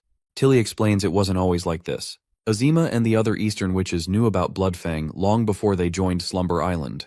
Bloodfang had helped them multiple times, fighting off the church's troops. That's why Azima swore loyalty to Heidi Morgan. That was fine, but as Bloodfang's relationship with Sleeping Spell soured, Azima's view of Sleeping Spell twisted a bit. Plus, Tilly took down Heidi and her crew without telling anyone, which shocked Azima. She wasn't happy about that. That's exactly why Tilly never tried to coerce Azima when she wanted to quit Slumber Island. If Sister Scroll hadn't spoken up back then, they would have left Neverwinter long ago. Wendy reassures the troubled girl it's not her fault. After all, Heidi Morgan got what she deserved. She deceived the Wolfheart witches. Still, Tilly believes that doesn't change the fact she helped Azima when she was lost. If it were her, she'd hold grudges too. After all, they weren't evil at heart. Looks like Wendy has a plan to persuade them to stay in Neverwinter, though they might leave Sleeping Spell because of it. Tilly has no objections if it benefits Roland greatly. We then cut to Azima and her fellow witches, who look pretty troubled after rejecting job offers from Neverwinter's leader. A few witches are starting to realize Roland isn't just any ordinary guy. Since he's king of Grey Castle, even if they all return east, they'd still be under his territory. Not to mention, none of these witches are fighters, meaning they can't defend themselves head-on. And if they're talking about Ash, they're dead for sure. Azima dismissively shuts everyone down. She's sure Roland Wimbledon would never resort to violence. That would ruin the image he's worked so hard to build. Then there's a knock on the door. Wendy arrives to talk to Azima. This sharp-tongued lady makes it clear she won't tolerate any extra yapping. If Wendy's here for recruitment, she better save her breath because Azima isn't changing her mind. Azima's so ill-tongued that even her friends feel awkward and sad for Wendy. She keeps trash-talking until Wendy finally decides to speak. Rather than arguing, Wendy shares some good news. City Hall just got an update. Refugees from the east are expected to arrive in Neverwinter in a week, up to 12,000 people. Azima might find her relatives among them. The news hits Azima like a tidal wave out of nowhere. She wonders if Wendy's serious. Wendy says the shipping department did everything they could to get them here. Every other ship on the Redwater River is heading east, all filled with food and winter supplies. All the witches with loved ones in the east start asking if people from their towns will be coming back on those ships, since many towns hold their family. One little witch even expresses disdain toward her family. She'd rather her father never come back since they chased her away before. Another witch assures her that her father only abandoned her because he was misled by the church. Now that everyone knows the truth about the church, he might regret his decision. Wendy adds that with 12,000 people coming, they hail from cities and towns between Golden Wheat and Seawindshire, so they're bound to see familiar faces. Once Scroll finishes the paperwork, she'll pick out anyone related to her. Even if they're not here this time, don't worry. Immigration has just begun, so more people will keep coming to Neverwinter. As long as they stay in Neverwinter City, they're bound to see their loved ones one day. Even if they don't want to see them, that's totally fine. It's still better than knowing nothing. At least they can give their loved ones a chance to make up for abandoning them just because they were witches. Azima isn't convinced they're actually moving everyone from the east to Neverwinter. Wendy says it's not just the east. They plan to relocate people from the north, south, and central areas as well. Still, Azima can't understand why Roland Wimbledon would go to such extreme lengths to rescue these people. Wendy explains how a bigger population means a more prosperous city and how urbanization works. I won't narrate all that since we've all heard this stuff a million times. Azima remains stubborn about leaving Sleeping Spell, ready to wander the eastern wilderness like a vagabond rather than bow to Tilly's authority. She's not interested in working for the Witch Union nor relying on Grey Castle's resources. That's when Nightingale suddenly appears out of the mist, sharp-tongued and furious. She blasts the group of witches, accusing them of being arrogant and ungrateful. Despite surviving off Sleeping Spell's support and relying heavily on the Sleeping Spell incantation to scrape by, they still have the audacity to sneer at the Witch Union's offer. Azima fires back, claiming Nightingale knows nothing about the relationship between Bloodfang and Sleeping Island. But Nightingale cuts her off, asking a brutal question. If she is so independent, why isn't she working already? She breaks it down coldly. Leaving Neverwinter means spending at least 20 silver royals per witch just for travel and initial food costs. Once they arrive somewhere else, if they find anywhere livable, they'll still burn through 20 bronze royals a day, assuming they can even find supplies. Most villages are abandoned, and rampant inflation has made life outside Grey Castle harsh. That's why most refugees chose to stay. So unless they're carrying sacks of gold, this whole talk of independence is just hot air. If Nightingale were in Azima's shoes, she'd already be working, earning a living, planning with her group, and regaining real independence instead of leeching for weeks with no contribution. She accuses Azima of being a coward of siding with Bloodfang during the church's oppression, simply because it was easier, not because it was right. Her words are so ruthless that Wendy has to intervene, stopping Nightingale before she completely breaks Azima down. Nightingale vanishes once again into the mist, leaving behind tension and silence. That night, Wendy apologizes on Nightingale's behalf. She assures Azima that no one wants to harm them, but if they really leave, their lives will be harder. Wendy encourages them to consider the reality rather than prideful delusions. Alone with her thoughts, Azima is forced to confront a bitter truth. Ever since joining Bloodfang, she's relied on violence and shortcuts. She stopped trying to earn an honest living. Independence was replaced by dependency. Azima then suddenly asks Wendy about the pay difference between Sleeping Spell and the Witch Union. Wendy explains that members of the Witch Union get 1 golden royal a month, plus accommodation, food, and freedom to spend their earnings as they wish. But even if Azima wants to join now, it's not immediate. Roland doesn't want any conflict between Sleeping Spell and the Union. Azima, frustrated and fired up, declares she'll prove them all wrong. She's no pampered noble. She's dug through trash and sewers just to survive. She doesn't need Grey Castle or anyone else to feed her. If they doubt her, she'll prove her strength by surviving on her own terms. Wendy tries to reason with her, but Azima's friend puts a stop to the discussion. She admits that Nightingale's words did get to her. She's been bottling up dissatisfaction ever since Bloodfang fell, but now she's ready to make a decision. Azima leaves Sleeping Spell, and surprisingly, the rest of her group follows her example. They choose to stand up, not in rebellion, but to earn on their own and live independently. Wendy decides to report this development to Roland. Before leaving, she also makes sure to remind them about the perks they will be granted once they join, making life easier and more flexible. As she walks alone toward her dorm that night, Nightingale appears again, smug and satisfied. Her cold words had the desired effect. Wendy admits she's glad she took Nightingale's help, because Azima for once was speechless, clearly shaken despite her bravado.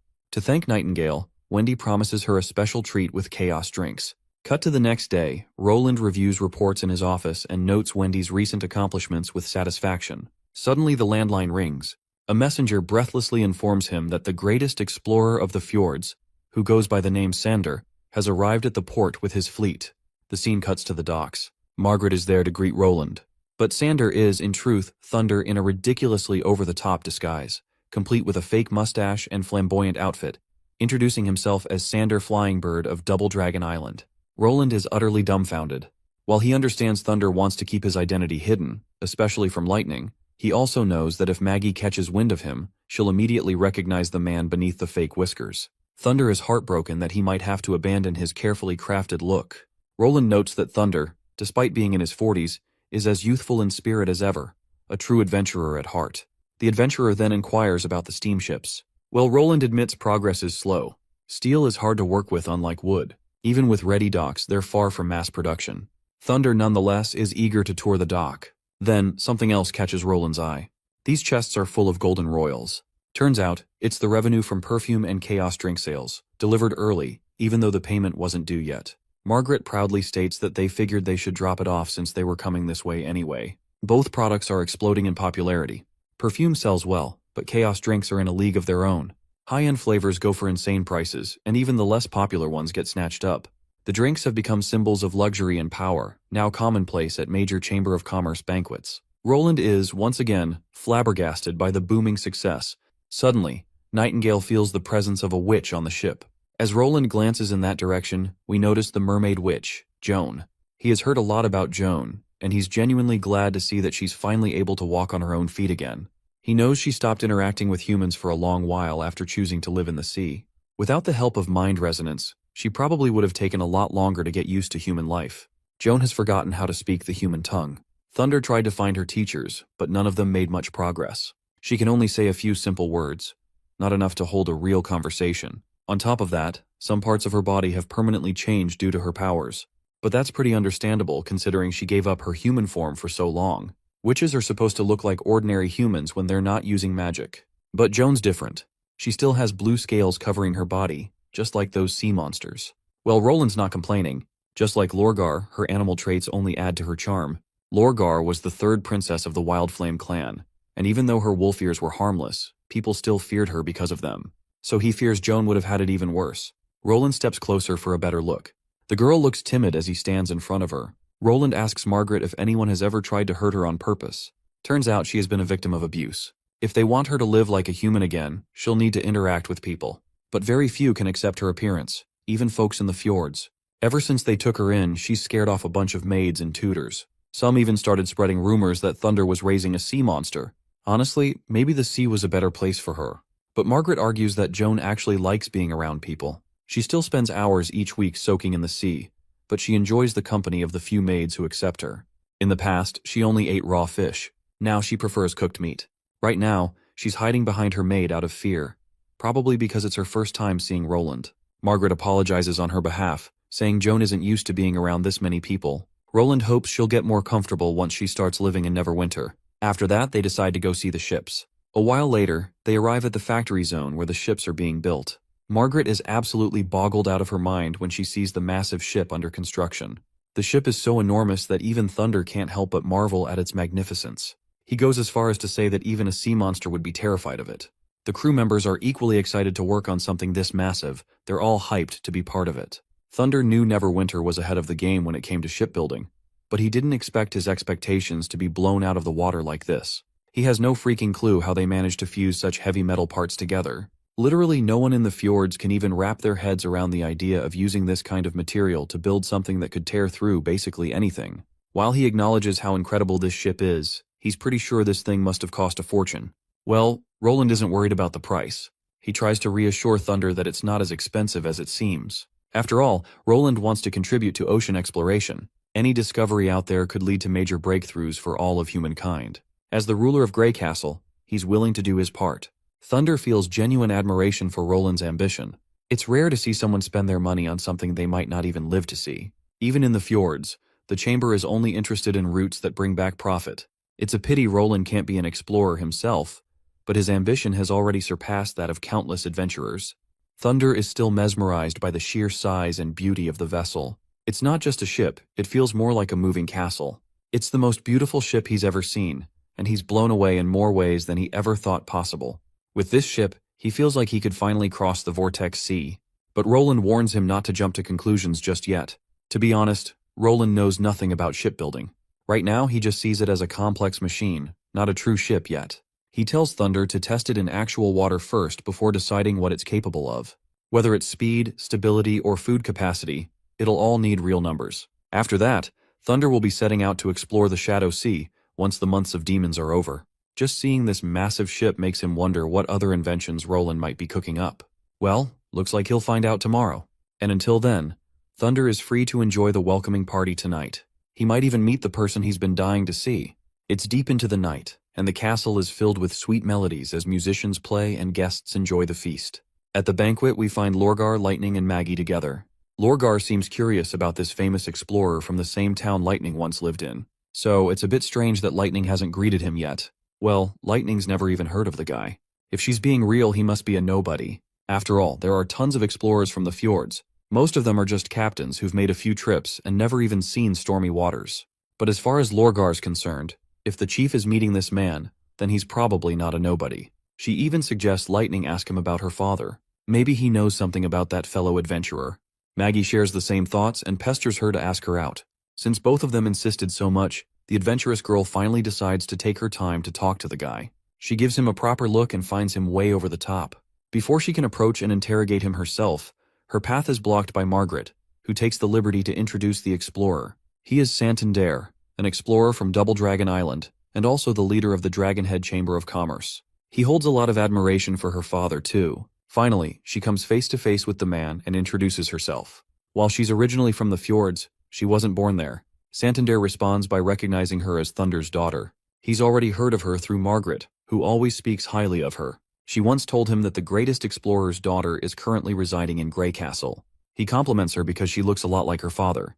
But Lightning can tell this dude's lying, as her father had always said she looks a lot like her deceased mother, though she never got to meet her. She thanks Santander and insists on hearing about her father. Thunder reveals that some say he drifted to an unknown island, while others say he returned to the fjords.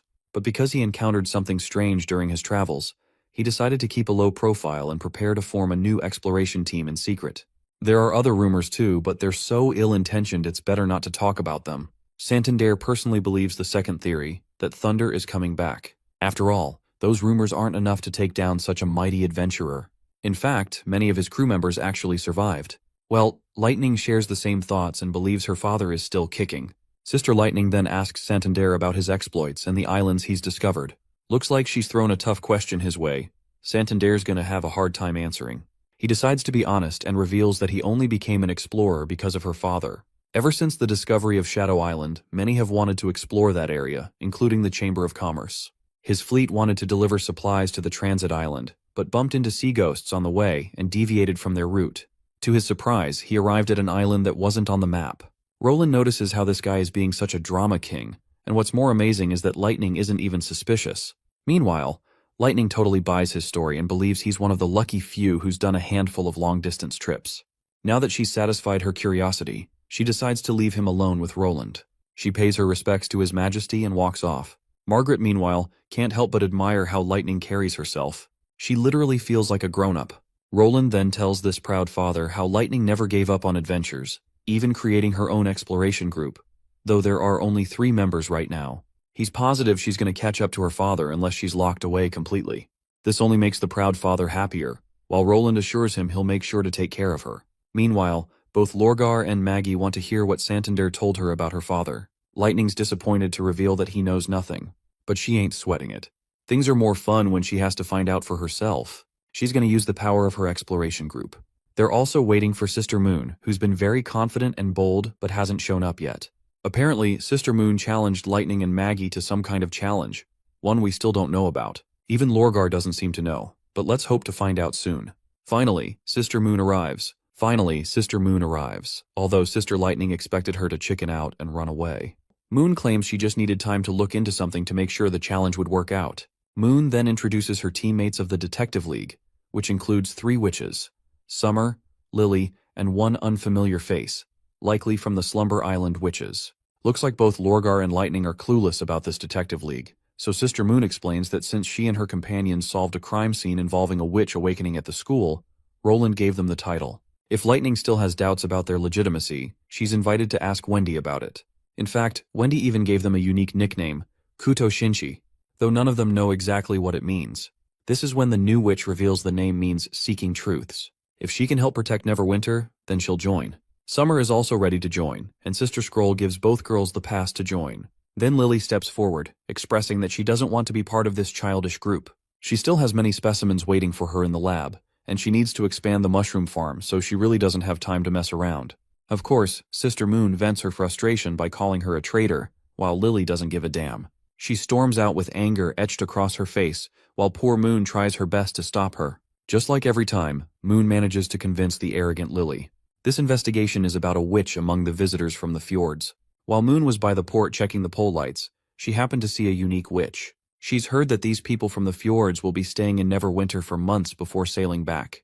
In other words, that witch will be staying here too. Hence, their challenge will revolve around that witch. The challenge is to make her join their team, and whoever succeeds will win. Lily then points out that there are now 4 members in the Detective League, making them the biggest group within the Union. But since Lightning formed her group first, she guesses they're even. With this contest, they'll see which group is strongest. Meanwhile, Lorgar is listening to all this, and starts choking on her food when she realizes these girls are literally competing over who gets to win over a stranger first. What's even more baffling is how both teams are treating it like some serious duel instead of a childish stunt. Lightning wholeheartedly accepts the challenge, even though they're clearly outnumbered, and Maggie is equally fired up. Moon then points out why this is going to be a huge challenge. First of all, that witch named Joan barely talks. She struggles to even speak with normal people. On top of that, she's extremely cautious around strangers, pretty much the same way they all were back when the church was hunting them. So yeah, this isn't going to be some quick win. It's going to take time. As for the criteria to decide the winner, It's pretty simple. Whoever gets Joan to side with them wins. Lightning, being the confident lady she is, already has a plan in mind. This is when Lorgar chimes in with a few questions of her own. She's heard Joan will only be staying here for a few months and will eventually have to leave. So really, what's the point in making her pick sides if she's just going to be gone later anyway? But Sister Moon reminds her that if they can help Joan let go of her traumatic past and look toward the future, it could turn her whole life around. And honestly, that's exactly what Roland wants for her. Lorgar genuinely starts feeling admiration for these girls. Way different from how she originally saw them as childish. Meanwhile, Lily starts grilling Moon for eavesdropping on Roland's conversations. While they're bickering, Maggie seizes the moment. She grabs a chunk of cooked meat and places it on Joan's plate, her first move to win Joan over. And hey, looks like the little gesture worked. Joan actually looks really glad. Maggie rushes back to Lightning with the good news that Joan agreed to join the exploration group. Maggie keeps the momentum going, and soon enough Joan and Lightning exchange greetings. Joan officially joins Lightning's team. Well, looks like Lightning just won the match. You know, it actually took Margaret a lot of convincing to get Joan to leave the water. It took exactly 2 months, and it was Miss Camilla who helped speed things up. Thunder is intrigued too. He wants to analyze how Lightning and Maggie pulled it off. That's when Roland points out how Lorgar and Maggie actually share the same kind of differences as Joan, which might be why the mermaid is starting to open up to them. Whether it's a pigeon or a wolf girl, Joan sees them as being just like her. Roland also reveals that back in the south, even though witches are treated like goddesses by the Sand People, Lorgar still had to deal with alienation because of how she looked. And then, Margaret finally says something she's been wanting to for a long time. Originally, she planned to take Joan back to the fjords and settle down with her after the exploration was over. Living in the sea must have been lonely. She didn't want Joan to be alone anymore. So now she wants Roland to take care of her. Back in the fjords, there wouldn't be much space for Joan, and not many people to talk to either. But if she stays here, maybe she can make real friends. After all, Margaret's the one who pulled her out of the sea. She can't just ignore the trust Joan placed in her. This is the best place for her to grow. And Roland is more than happy to welcome her into the Witch Union. Then we cut to Sister Moon, who's in absolute shambles after losing the battle to Sister Lightning. Lily, as usual, is super annoyed at Moon's whiny behavior and just wants her to go get some damn sleep. Well, looks like it's going to take a lot for Moon to recover from this loss. Like seriously, her pity party is really getting under Lily's skin. She thinks Moon should just acknowledge her defeat and move on already. She even suggests disbanding the Detective League after such a humiliating loss. After giving poor Moon a whole lot of scolding, Lily finally sits back to focus on her studies, now that there's finally some silence in the room. But that silence only makes her more unsettled. She can't concentrate at all. She starts feeling bad for scolding her more than necessary. Sure, Moon might be clingy and annoying at times, but she's got a good heart. Other than eavesdropping on Roland's conversation, it's not like she did anything that terrible. She also remembers how Moon used to be super timid and constantly criticized by the original Witch Association leader, Kara. It took her a lot to bounce back and be her extroverted self again. Looks like Moon still hasn't given up on her Detective League, so she offers Lily a $10 bill as a reimbursement for joining her Detective League. Lily's relieved to see her scolding didn't totally crush Sister Moon's mood. She grabs the $10 note but still doesn't agree to rejoin this detective crap. After all, she's got a ton of work to do and no time to dwell on it. But she's willing to help her out with investigations just a little. As long as Moon doesn't bother her during work hours, she'll lend a hand with the detective squad. If Moon really wants to expand, she shouldn't have come to her. Not everyone is as busy as Soraya in the Union, so she should focus on people who have more time. For example, Amy could help out. But Moon argues Amy's a witch from Wolfheart and already has her own social circle. Lily thinks that's even better. If she pulls Amy in, she might drag the whole Wolfheart squad along with her. Besides, Annie, Hero, and Sister Blade aren't all that busy either. Not to mention, Sister Blade already works with her. It doesn't matter where they're from. Joan is from the fjords, and she doesn't care about anyone's origins either. Moon could even ask some of the witches who used to be with Bloodfang. They're usually free and wouldn't have a reason to say no. If she follows these suggestions, she might end up with more members than the exploration group. At least she won't fall behind in numbers. But she's got to remember 2 things. Don't cause Roland any trouble, and don't pick a fight with the exploration group. Lily doesn't know why, but she feels like there's no way they can beat Lightning's group. Anyway, that's all Lily had to say, so Moon is free to leave now. But Moon just stands there, awkwardly staring at her friend. Turns out the girl wants her $10 note back since she wants to use it as a recruitment fee. Since Lily isn't officially joining, she figures she should return it. Of course, Lily refuses to hand it back. A new day rolls in, and people in the tavern are going wild, drinking, laughing, chatting like there's no tomorrow. That's when a prestigious-looking guy strolls in.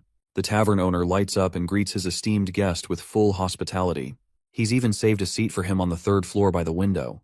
The noble casually tosses him a golden royal coin for the service. After being generously rewarded, the tavern owner personally guides him to the best spot. Up on the third floor, people are all buzzing about the new railway tracks Roland's been building. Word is, a huge cart with a bunch of trailers is going to travel on them. The noble brags that his steam engines are already pulling trailers. They're so efficient, they're basically replacing mules and horses. Just like City Hall promised, it's a revolutionary mode of transportation. What's more exciting is that when Roland hypes something up, he never exaggerates.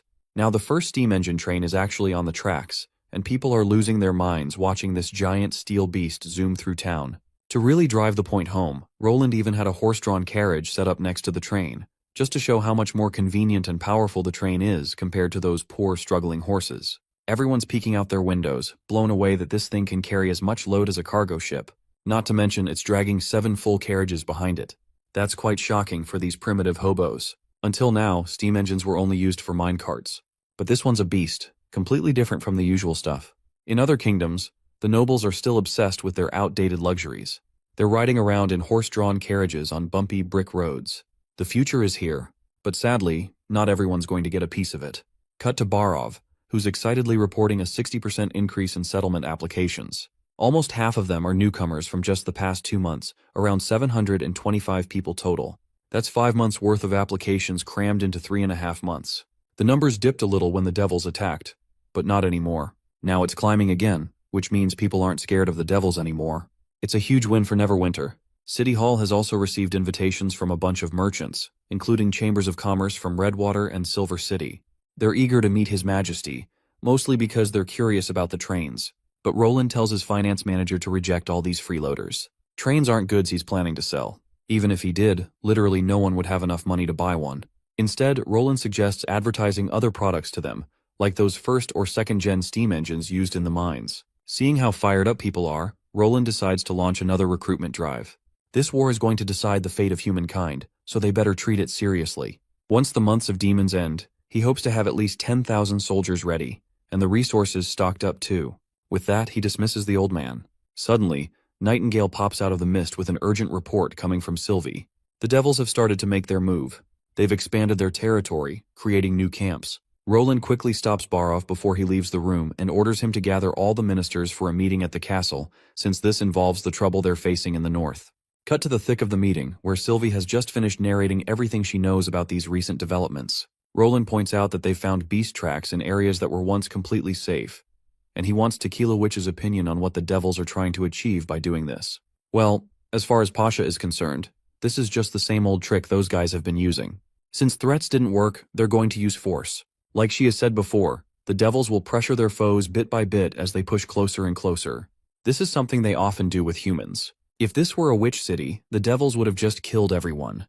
While Pasha had estimated that devils wouldn't make their move for another 6 months, considering the current situation, the devils seem to be rushing things. Not to mention, things on the battlefield are constantly changing, and only going by plans on paper is foolish. She never said he should let his guard down.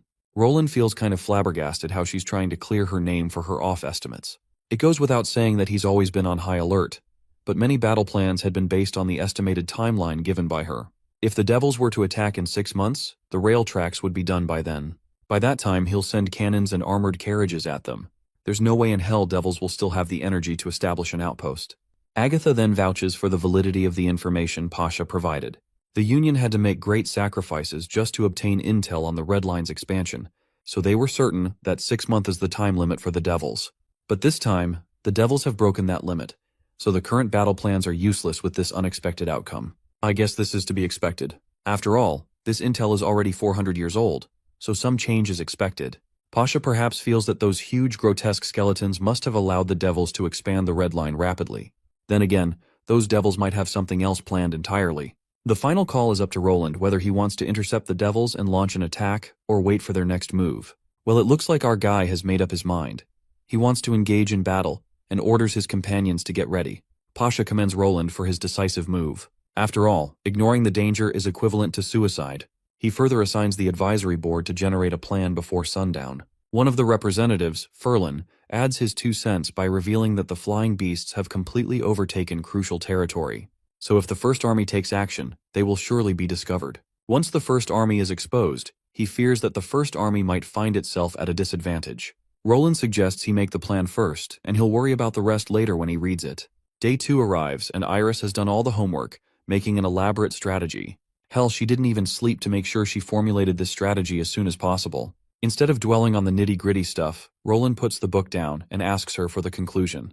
Iris reveals that if the first army advances like normal, the beasts will definitely notice them. The Devil Commander's ability will determine how much damage they're capable of causing. The advisory board assumed the worst, that the first army will complete the mission, but not without severe consequences. For a troop of 500 soldiers, around half of them should make it back. The witches will not sustain any casualties, and as long as they don't risk their lives, all of them should return safely. Roland kind of commends her for such a grounded conclusion she's come up with. The current problem they're facing right now is logistics. With the First Army's supply line implicated, the First Army will have to split up, but defeating the enemies completely is impossible as well.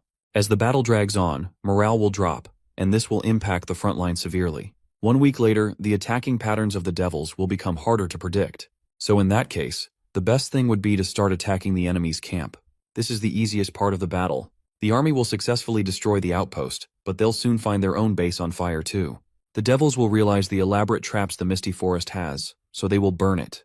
This will completely destroy the safety tunnels created by Miss Leaf. Triple the routes, and the First Army will completely lose their supplies. They will no longer have an advantage over the Devils. Hence, they can only break through the Devil's grasp and attempt to retreat. While formulating the strategy, she overestimated the population of Devils, just to be cautious. Given how hastily they're acting, she fears the Devils won't give up on their outposts so easily. While Roland doesn't find anything wrong with the overall battle strategy, he still wants to know who came up with this absurd fire idea. Well, it was Sir Morning Light. Though, according to everyone's collective analysis, with enough time, the Devils will eventually discover Misty Forest's trap. So this fire scenario isn't that far-fetched. But Roland is more interested in her second plan because he knows how much she loves challenging herself. She didn't stay up all night just to tell him she has no proper plan. As expected, the second plan she's come up with is quite different. Since no one can guarantee the safety of the supply route, she decides to make it disappear altogether. Roland is all ears to hear her second plan, so she begins explaining. Since Tequila's devouring worm can dig tunnels through mountain ranges, doing the same underneath barren lands shouldn't be a problem either. All they need are 2 worm vessels digging together to create a tunnel big enough for horse carriages to pass through. She's already asked Minister Carl, the one in charge of infrastructure, about it. His conclusion is that the unstable structure of the mudlands might make it impossible to open up a space large enough to accommodate an underground palace like the one in the 3rd border town. But if they go deep enough, they might be able to create a passable tunnel. The construction work will start within the First Army's main camp. The entrance to the passage will be a shaft heading underground from the camp's center, covered by a tent and disguised as an ordinary structure. Once the passage is no longer needed after retreat, she plans to seal the shaft and cover it with soil, leaving behind only a vent to maintain air circulation. This is going to take about half a month, longer than usual. But with Devils disrupting them, it's unlikely they could maintain normal efficiency anyway. With that, the First Army's greatest weakness will also disappear. The army will appear in the shape of a fist, while the logistics hidden behind it will be concealed. That fist will immediately attract the Devil's full attention. When Roland asks if she proposed this idea, she responds with a yes, though mostly, it was the result of cooperation between multiple departments. In addition to the Ministry of Construction, the Arithmetic Academy also joined in, though they weren't aware of the second plan's details. Roland feels a swell of admiration at how Iris is trying to combine the strengths of every department to come up with the most efficient approach possible. He decides to go along with her plan. She then reveals there's just one more thing. Plan number 2 will still result in casualties. After all, the Devils will have the upper hand before the First Army arrives at its destination, and they won't be able to defend with formations or forts. If the Battle of Divine Will is as brutal as everyone claims, then the First Army needs to be prepared. Overcoming this challenge is the first step. Still, she thinks Roland cares too much about the lives of his soldiers. But this time, the Devils are their real enemies, so she hopes he's ready to endure the casualties. Some things are going to be tougher than usual. With that, Roland dismisses her for now. As soon as she leaves, an annoyed Nightingale pops out of her mist, clearly irritated that Iris lectured Roland for caring too much about his people. Then again, Roland doesn't think she's wrong. Everyone's entitled to their own opinion, and it never hurts to hear it. Suddenly, Nightingale receives a transmission bringing good news. Apparently, the 3rd group of witches from Sleeping Island is set to arrive in Neverwinter tomorrow night. Lady Camilla Derry will be leading them. Roland wants Wendy to welcome them with everything they've got. Then he suddenly remembers something, and asks her to confirm if Camilla is the same witch who wanted to travel the seas with Joan. Nightingale says yes. That suddenly gives Roland a bit of confidence. He'd always assumed the devils had all the advantages. But maybe now, they can start tipping the scales. Nightingale questions how the two things are even related. Roland's not entirely sure about the plan he is cooking up in his mind, but it's worth a shot. When Camilla arrives, he needs to have a personal chat with her. The scene cuts to Redwater River. A lone boat sails through the waters, making its way to Neverwinter City. On board is Andrea, and accompanying her is this jacked-up lady. She's actually one of the Divine Soldier Witches. As they catch up, the Divine Witch drops a little lore about her past. She reveals she had to live among mortals because the Alliance never wasted their time on weak witches. So after the war, her existence didn't mean much to the Alliance. With no support from her own kind, she had no choice but to live among mortals.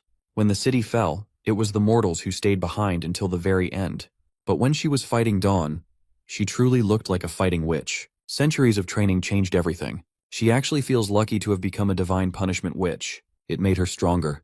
It let her help others. And meeting His Majesty Roland was like a reward.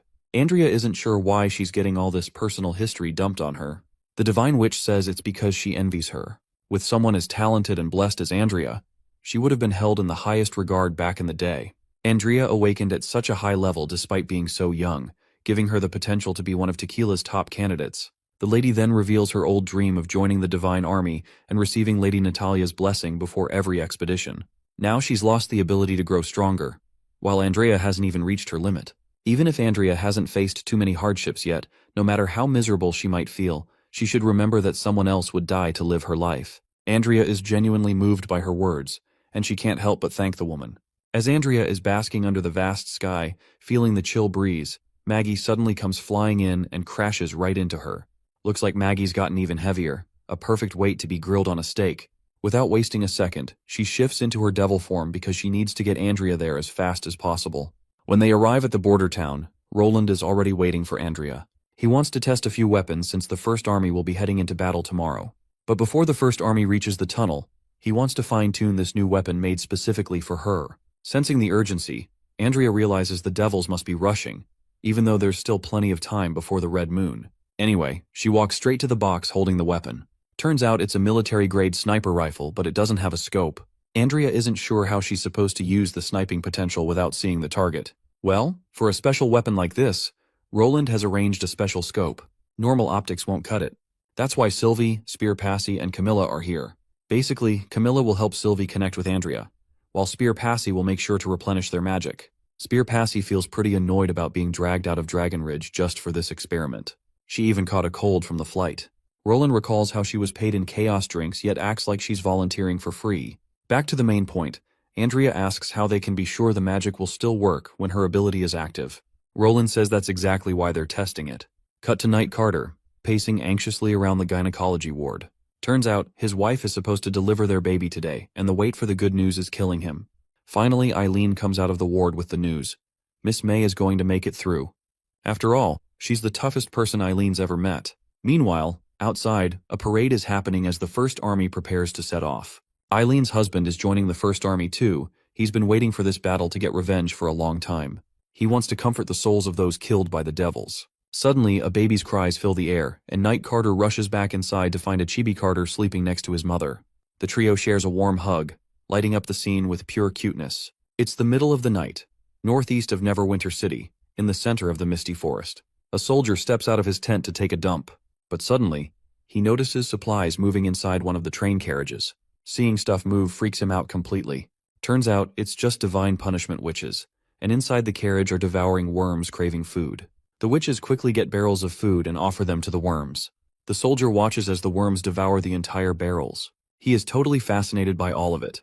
Neverwinter City is full of crazy mysteries, and he wants to uncover every one of them. Nightingale gets a report that the First Army has successfully completed the first step of the plan. Now, they'll gather at Station 2 in the Misty Forest and move forward about 2 kilometers until the inflection point. While marking territory on the map, Roland asks about the Devils' reaction. According to Sylvie's report, the Devils haven't moved yet, and they're still focused on building their outpost. A few black stone pillars have already been established. A red line has appeared behind the outpost as well, and the advisory board predicts there's a limited number of long-legged creatures. Roland takes this as good news and suggests the army keep watching the Devils and report any changes. If everything goes as planned, the first army will enter the Devil's surveillance circle in 6 days, which will be late autumn. Nightingale suddenly appears from her mist. Noticing Roland's troubled expression, she thought everything went well during the new weapon test, so it makes no sense why he is looking so upset. Roland admits the test was successful, but he's not sure if it'll work on the chaotic battlefield. As far as she's concerned, the method allowed them to hit a balloon from 5 kilometers away. That's beyond impressive. And Andrea will definitely put the weapon to good use. Roland hopes so. He plans to nap later in his office and tells Nightingale not to wake him unless it's an absolute emergency. With that, he falls asleep and wakes up in his apartment in the dream world. He checks the calendar and realizes today's the day Garcia returns from HQ. As promised, she's bringing back a book written over half a century ago, containing details of the Battle of Divine Will. He quickly calls her to ask if she got the book. Garcia says she kept her promise, but is annoyed it took him 3 days to contact her. Anyway, a while later, he knocks on her apartment door to meet her in person and get the book.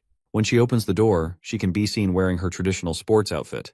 As he makes himself at home, he asks if she has a match today. She says no and explains why she's wearing the outfit. Apparently, she's going to protest rumors that the Three Leaf Corporation plans to demolish the wall on North Street.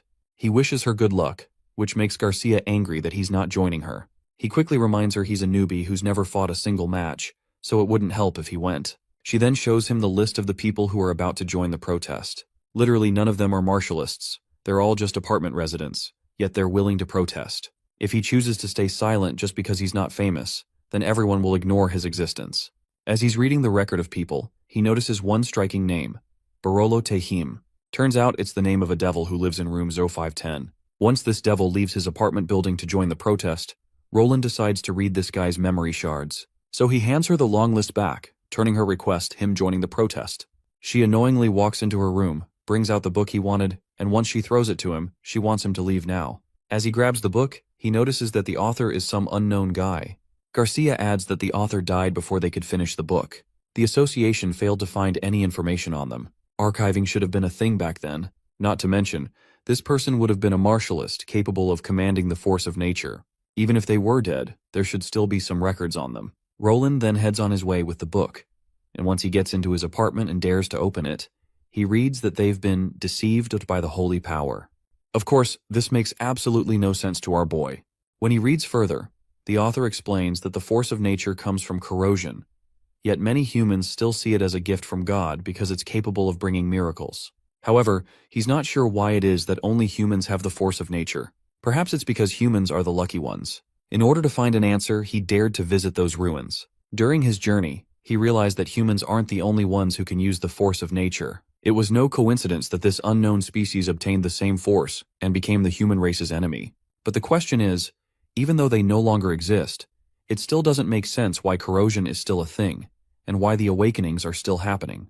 Or maybe the battle of divine will never ends. He's got to understand what sort of world they live in. Be it divine blessings or gifts, they all seem to be fake. In a nutshell, the author is also seeking answers to questions like why corrosion is still happening, why awakenings are still taking place, and why the battle of divine will never ends. The contents of the book are so creepy that Roland ends up shutting it. While this stuff might be a reference to what's happening in the dream world, it also shares similarities with the original world. He then decides to call Garcia once again. As he's about to do that, he accidentally knocks the book off the table. The pages flip open, and inside is a little red slip of paper. When Roland picks it up and reads it, he learns that the divine will has appeared, and they shall meet at Rose Cafe, number 302. Damn, I seriously hate this dream world bullshit. I wish I could skip over it, but I gotta endure it for your sake, guys. He calls her and explains how he read the book and found it seriously unsettling. Garcia assures him that he's not alone. It's purposely crafted to mess with your mind, so he better not let it get to his head. The Martialist Association inspected the ruins left behind by the volcano, and apparently it was covered in lava 200 years ago. Roland tries to get a few more answers, but since Garcia's in a hurry, she hangs up on him. Roland realizes that there was no slip when he was going through this book, which likely means it appeared only recently. In other words, within this world he created, someone has noticed his uniqueness and is keeping an eye on him. He packs his bag and decides to visit the devil's apartment for now. Once he's in the apartment, he finds that secret door that can lead him to the devil's memories. Once he breaks the door lock and enters the place, he sees the city of the devils, with tall towers surrounded by mist. Suddenly, Roland hears footsteps approaching him. When he looks in front of him, there are devils heading his way. This shocks the hell out of him for obvious reasons. After all, living beings weren't supposed to exist inside memory fragments. He begins to panic when he realizes the devils are almost on top of him. He thinks of running for a split second, but turns out the devils just walk past him like they can't even see him. When Roland tries to touch them out of curiosity, his hand passes right through them like they're just a mirage. It's then Roland realizes one crucial thing. The reason he couldn't see much of Zero's memory is because she harbored more resentment and resistance toward him. That's why he can't access everything. He proceeds further into this devil's nest, where he sees a giant pit filled with glowing red mist. All the devils are gathering there. Seeing this, Roland remembers what Pasha mentioned in her reports, which is that the Federation once captured some weak, low-intelligence devils as hostages. But back then, they weren't sure whether those were devils or just another race enslaved by them. Roland also can't see any elite devils supervising the others, which only means they're acting entirely on their own. Roland wants to learn more about the origin of the devils, and whether male and female devils exist too. Or maybe they reproduce in some way completely different from humans. Once all the devils arrive at the center of this giant pit, a devil shows up, along with his creepy, fiery monster companion, right in the middle of the arena. It looks like they're holding some sort of ceremony, and this devil is probably here to engage in a duel. Then the other contestant appears, who just so happens to be a female version. But Roland isn't ready to believe it's actually a female devil. It looks more like a devil with traits of a human female. Since devils aren't related to humans at all, it makes no sense for them to look so familiar. The female devil walks right into the middle of the arena. The other devil and its monster companion bow respectfully to her. She then starts doing some kind of magic mojo, causing the mist to boil, and out pop these tentacles from the mist. One of the tentacles stretches toward the ordinary devil and engraves it with a weird red magic stone. The monster companion also gets a stone embedded in its body, and both of them start exuding red energy. Roland has no clue what the hell is going on. Once both devils have the red jewel embedded in them, the creepy Crawly goes berserk and charges straight at the female devil. But just as it crashes into her, she vanishes into thin air. The monster then turns its attention to its devil companion. The devil lunges at the creature and rips its limbs apart. After pulling out its spine, the devil pierces the poor bastard's head, killing it on the spot. Then it takes out the gem embedded in the monster's chest and eats it. As soon as he gulps the gem down, he feels a surge of power and begins transforming into a human-like devil. This, of course, shocks Roland to his core.